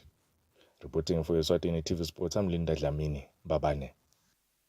That marks our news for the day. Let's take a quick ad break. We'll return with Mbonisi Bembe to talk more about elections.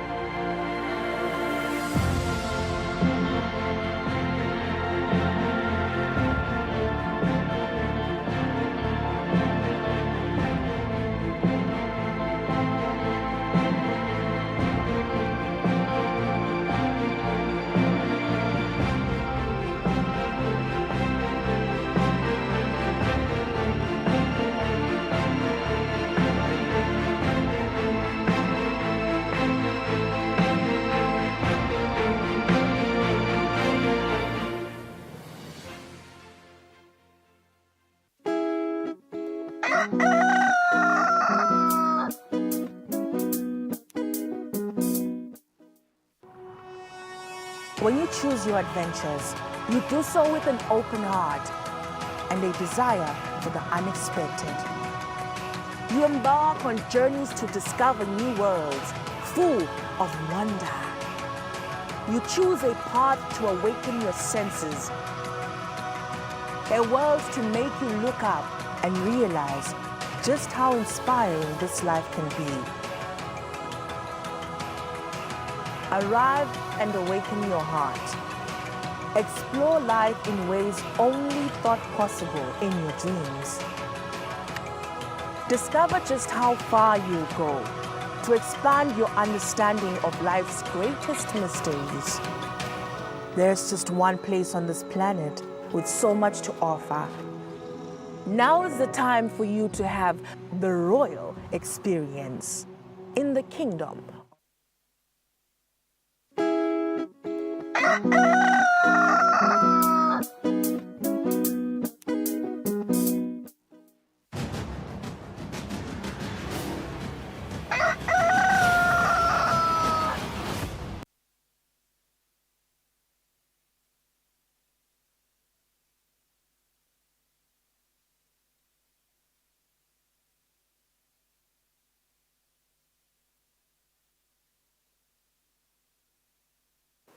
Welcome back. Sakuvusela nalo sanza kusivulela ehlelweni Kusile Breakfast Show siyita ukhuluma kabandi umsebenzi welive lobochubeka kule mphela somvele sibuya kiwe ile kumsebenzi welikhetho elincane ema primary elections sesivele sinayeke lapha communications officer Mbonisi Bhembe soka khona elibandleni ledelicate nemincele sifuna kuba nje ukuthi ingabe lukhetho luhambe kanjani kusukela kiyo special voting le bekhona evikini eliphelile ngalesibili ukuthi kube lapho khona sive sonke bese siphelile ke sesiphumile ngetinkani siyovota kube khona kuncoma lokube khona lokuphuma khona eziveni nekhala lokube khona lokuphuma khona eziveni utasicacisela babe Bhembe ngabe vele mhlambe leto tikhalo leto bakhona enjani ukuthi ilungisa bangu EBC babe Bhembe siyabonga ukuthi uphindze ube nathi lo mhla nikhathele kakhulu Bhembe solo niyasebenza kusuka ngalesibili but kusukela vele last year ngoba vele umsebenzi welikhetho kade nacala ngekufundzisa kwanconywa kwalandzela special voting lokunyalo sisuka kuma primary elections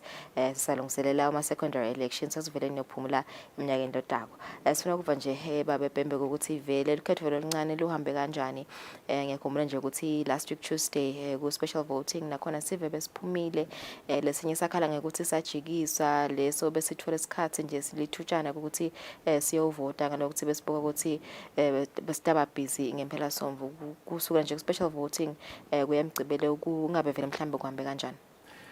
Sibonge Mthombeni sivusele wena sivusele namaswati lamahle emagombeni lamane omhlaba nembala nawu ukhuluma ngaleli viki leliphelile utawubona lo ukuthi beku sprint lesisekhathi ku marathon lapho sibone libandla lisukela umsebenzi lo lethwa dinguquko ku umthetho locishelwe lese uveta ukuthi emavote akabalwe ngaleso sikhathi nasicetha kuvota nobe ngabe use ndzabeni ukuthi special vote lapho kusebenza kuvota khona disebenzi delkhetho nobe ngabe special vote lapho kuvota khona bomnakethu nabotsatsa wethu labasematilongweni labalungiswa khona tigwegwe nobe ngaphandle kwelive besingakakutayeli lokho besivame ukuthi lawo mavoti lawo siyayisiwabuyise ngesikhathi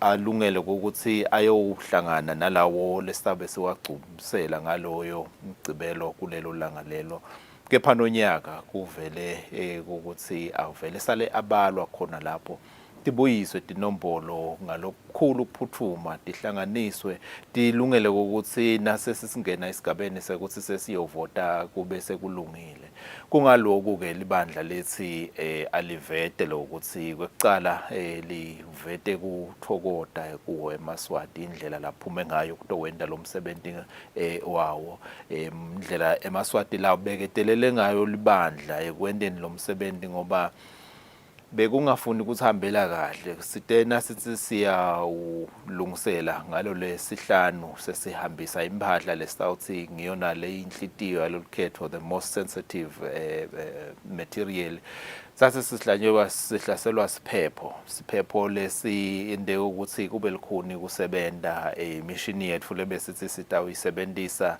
nayo yakhanza ukuthi seyidibana nebulikhuni indzaba ye-network bogesi nakonke lokunye kepha emaswati akhonile kuva nangabe sesithi sesiyagucuka sisasebenzisa imishini sesisebenzisa liphepha njenge contingency measure akhona ukuthi asivumele emaswati avota kwathi nobe sesiyofika isigabeni la siyobala khona kunetindzawo lapho libandla nobe inkampani yemagesi lebe isolo isebenta lilanga lonke kepha ke letinye tindzawo betisolo tingakakhoni ukuthi tikhanye kahle emaswati asiboleka kube sesi exhaustile yakethu imaterial asiyasiboleka ukuthi kumane sikhone ukuchubeka ngokubala kungako sithi nje tonke tindzawo labe kuvotelwa khona siyabala ngalomgcibelo saqinisekisa ukuthi umthetho siyawulandzela ngemumo wawo lamuhla ke sikhuluma ukuthi nobe itolo lokhu libandla belikhokha isimemetelo nobe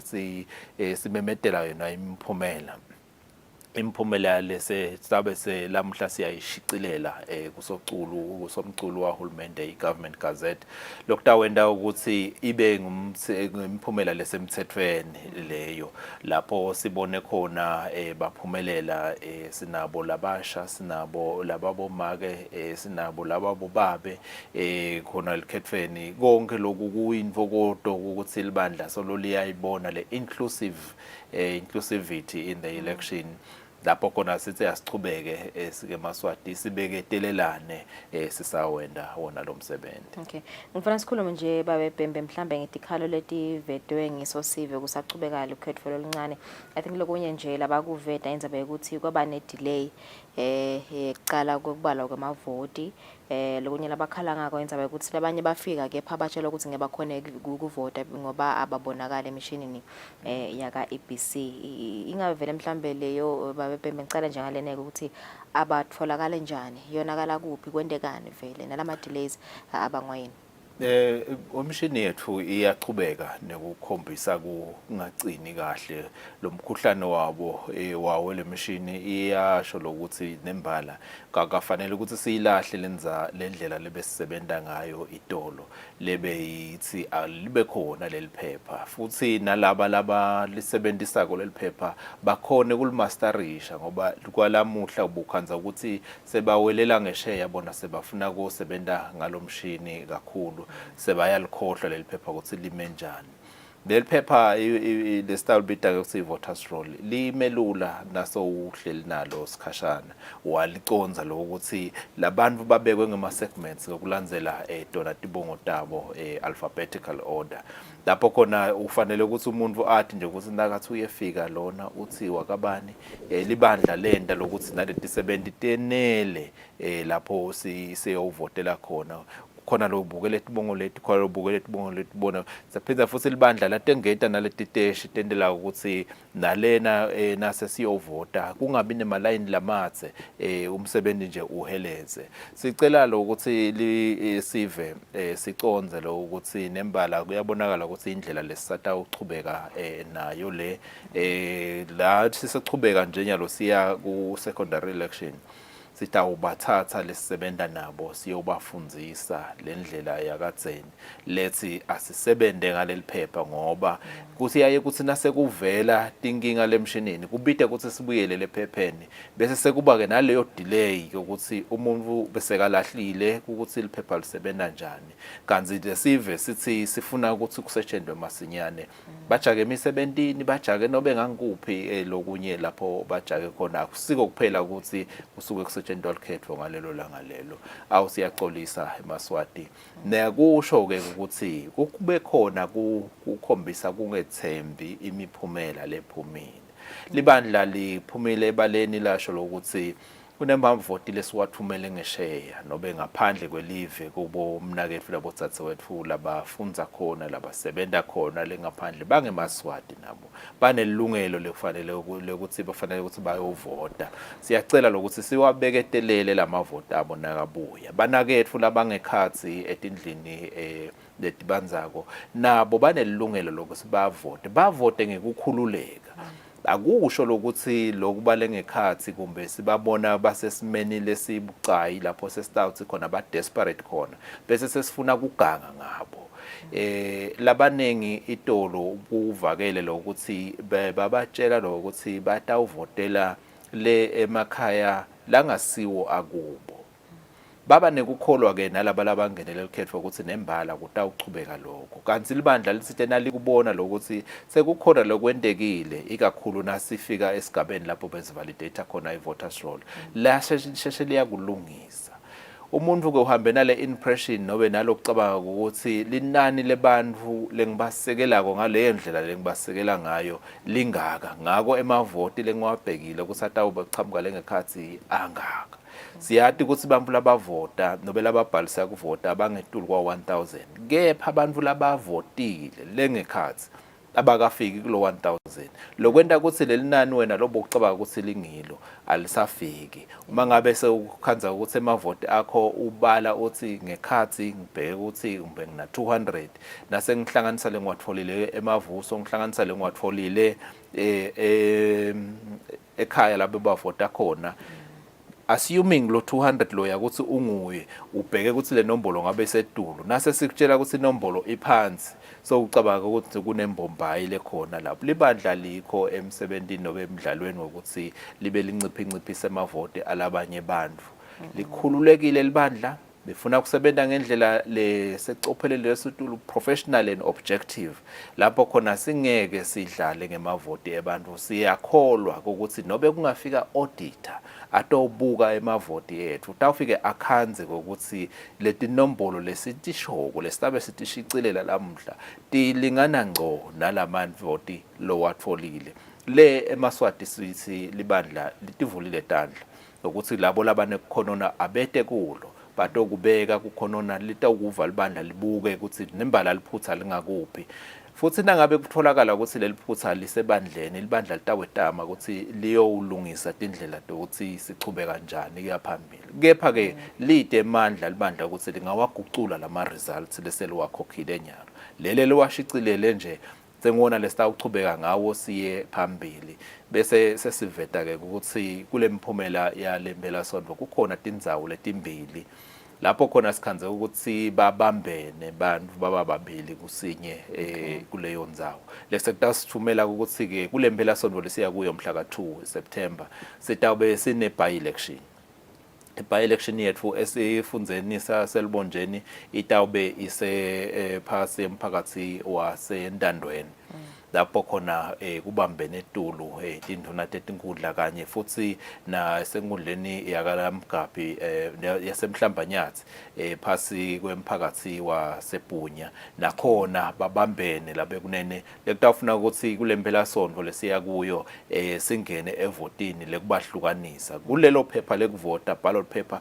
kutabe kuvela laba lababili kuphela laba lesifuna ukuthi sitobahlukanisa sitawukhona ukuthi batawuchubeka embili singene esigabeni sekukhankasa njengalo kufanele siyokhankasa nobe sekuvulekile ukukhankasa kanjalo futhi nekuthi silungele ukuthi sesiya elikhethweni lesibili secondary election. Okay, ngifuna nje ukubuyisela emuva kancane babe Bhemba. I think besolo sikhuluma nje ngalabo labagcina ngekhathi emajele ukuthi I think vedele ukuthi kwabhaliza over 1000.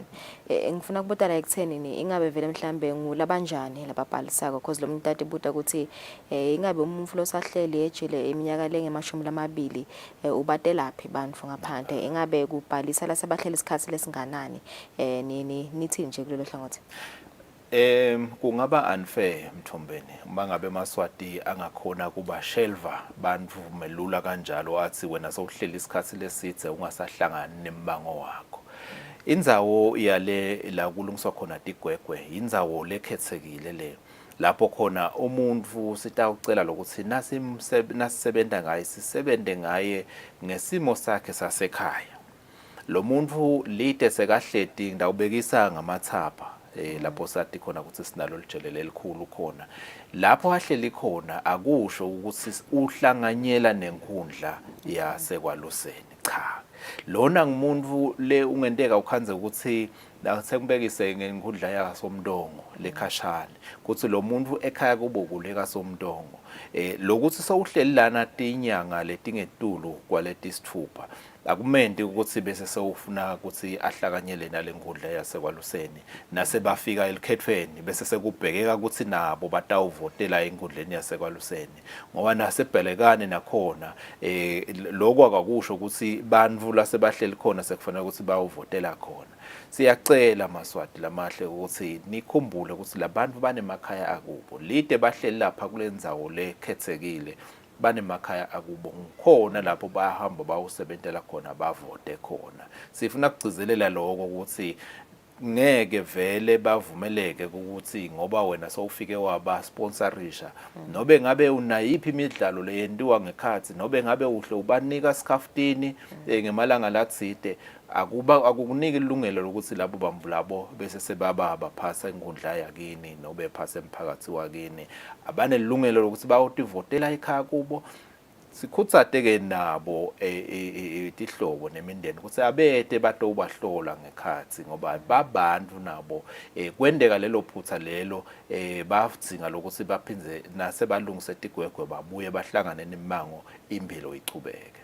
Okay, njoba kukhankasa nje sevele sekuvuliwe babebhembe ingabe vele mhlambe ithini kahle kahle lemigomo yakhankasa ngabe labo labavotele nje labaphumelele ukuthi bachubekele empilo yini lekumele bayende yini lekumele bangayendi bakhankasa kanjani baya declare ngokuthi okay nginana imali nayo ndafisa ukuthinta incampaign ngayo nembala umthetho lo luselukhetho Elections Act ya 2013 iyakuveta kukhankasa ukuthi ngilapho khona kutawufuna ukuthi kube netinkhulumo kulaba labakhethiwe bakhuluma nalamakhe nobe laba labakhethako the electorate libandla ke lifuna kufacilitate leto tinkhulumo leto ngendlela ngesigaba organized campaign lapho libandla liyayilungise nemango lekhe schedule ukuthi ngelanga lelitsite sizabe sikuphi ngelanga lelitsite sizabe sikuphi siyowenda njengaloku site tigaba totintsatfu nyalo setiyakhona ukuthi tiyokhankasa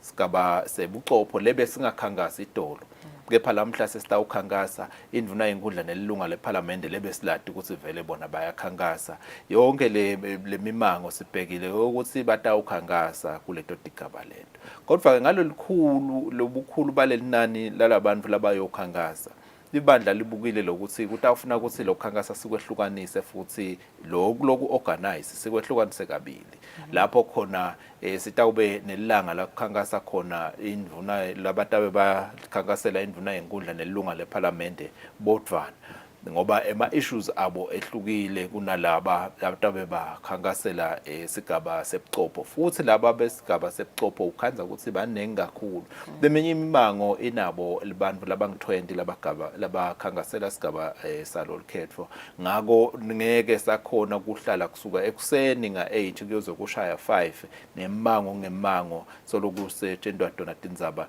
ikakhulu ngoba ukhanza ukuthi kulesinye isikhathi bese siyalamba nekulamba singumango kuyadzinga lokuthi sihle sikhone kusheshe kukhuleka siyofuna emahewu ngasekhaya ngoba kutababete ukuthi kutawuhanjwa kupheka kulesigaba lesi kusho ukuthi sewenda ubucala lokufaka ekhathi i-treating umthetho ke lo luselukhetho nobe lomunye lokuthi Elections Expenses Act ithi uma ngabe kutaba nemali utayisebenzisa elukhethweni yivete embi kwelibandla wakhe iaccount yayo leyakho na utawukhona ukuthi uyifake khona uyikhokhe futhi naso yobhadala timvo leside uphindze futhi weluswe nalama activities nobe le timvo lotabe udenda ngale mali phinze futhi siyafuna lokuthi kubonakala ube transparent account lapho khona utawuveta lokuthi ngelanga lelitsite wenda ini kwakubita imali lengakanani kude ukuthi na auditor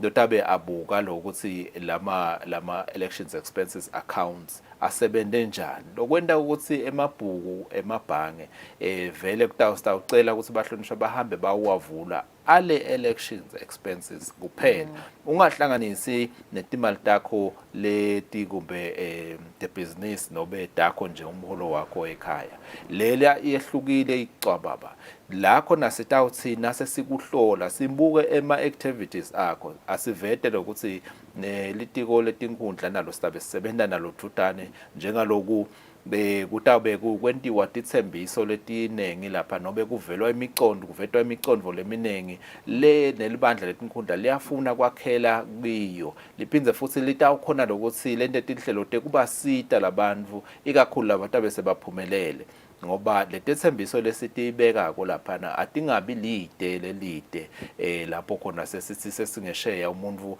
bese sokucala sowusebenta ngalenye indlela kanti bekasethembise ukuthi sitawuphuma nganayiya indlela nayiya konke lokho sitawucela ukuthi eMaswati sente sibambisene kude ukuthi sitawubuka imicubekela phambili kusasa. Losho ukuthi babebhembe vele nangabe sekende lokunye kanaka akudeclare ukuthi utawenda naku ngale mali mhlawumbe bese kuthathwa diphi ke inyathelo ibhiso usasa diphi kune dijeziso tako konke lokhu i-deviation lo tawuyenda kungaba inhlangano letabe ikupha imali ukuthi uhambe uyowenda icampaign kunemthetho nawo lo lusile ukuthi imali itayifaka kanjani nawe wena lo tawuyemukela le mali sitawubuka lokuthi uyithatha kuphi imali lebuya ngaphandle kwelive ayisebenzi nobe lebuya etinhlanganweni letavalwa nobe taba proscribed Eswatini ayisebenzi kungako sifuna kuyilandzela imali ukuthi isuka kuphi iya kuphi yendane futhi engako sitawucela ukuthi eMaswati afunze kusebenzela ebaleni ikakhulu kulesigaba lesi ngoba umuntu lotawutama kubhaca nobe lotawutama kulibalekela libandla kunesijeziso kuloko ku deviate emthethweni. Okay, sisalungiselela nje ukhetho lolukhulu wayebhembe sinyalo kuyakhangaswa kuvala ukhangaswa kepha kutawugcina nini enembala kukhankasa kucalile nasi khokha nje imiphumela ukuthi labo labaphumelele bahambe bayodilungiselela kuyawuchubeka kuze kube umhla ka27 kuye September lapho khona sicela kugcizelela eMaswatini ukuthi mhla ka28 kube bede umuntu loyo khankasa kuyawuvulwa futhi ngalelinye ilanga lapho khona sesitabe sendlulile elikhethweni lokucala kulolo khetho lolo nobe ngabe yi-by election nobe ngabe sesiya lukhethweni lolukhulu lamhla leminyaka wa2028 kusho ukuthi kukhankasa kuphela kulesigaba lesi lamhla ka27 August kuze kube ngu27 September ngulapho ke la kuvumeleke khona kukhankasa ngaphandle kwaloko umuntu utabe esekanda nje lokunye lesingeke sikubide ngokuthi ukhankasa. Okay no yavakala simakho babembe kusingeta nje sithombe sokuthi lokhetho loluncane luhambe kanjani kule mphela somvo sisalungiselela nje kwelikhethweni lolukhulu mhla ka29 September kukhankasa kuyagcina mhla ka27 September sibathole emakethana sibuya sitophetha hlelo nasifiso.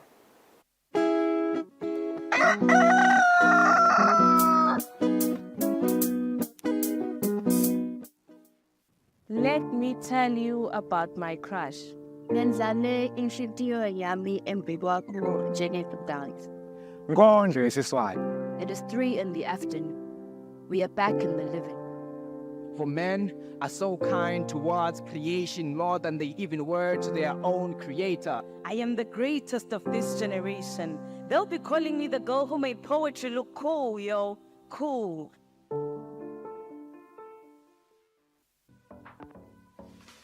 '23 International Trade Fair. Eswatini TV brings you a trade fair promotion and a double celebration package. 5-minute live interview on location for only 4,600 emalangeni. A live Kusile breakfast show interview on location for as low as 3,450 emalangeni. 30 seconds complimentary message for only 12,638 emalangeni 50 cents. 30 seconds commercial advert with a minimum of 20 slots, corporate for only 659 emalangeni 15 cents. Small medium enterprise for only 332 emalangeni 72 cents. Promotion ends on the 30th of September 2023.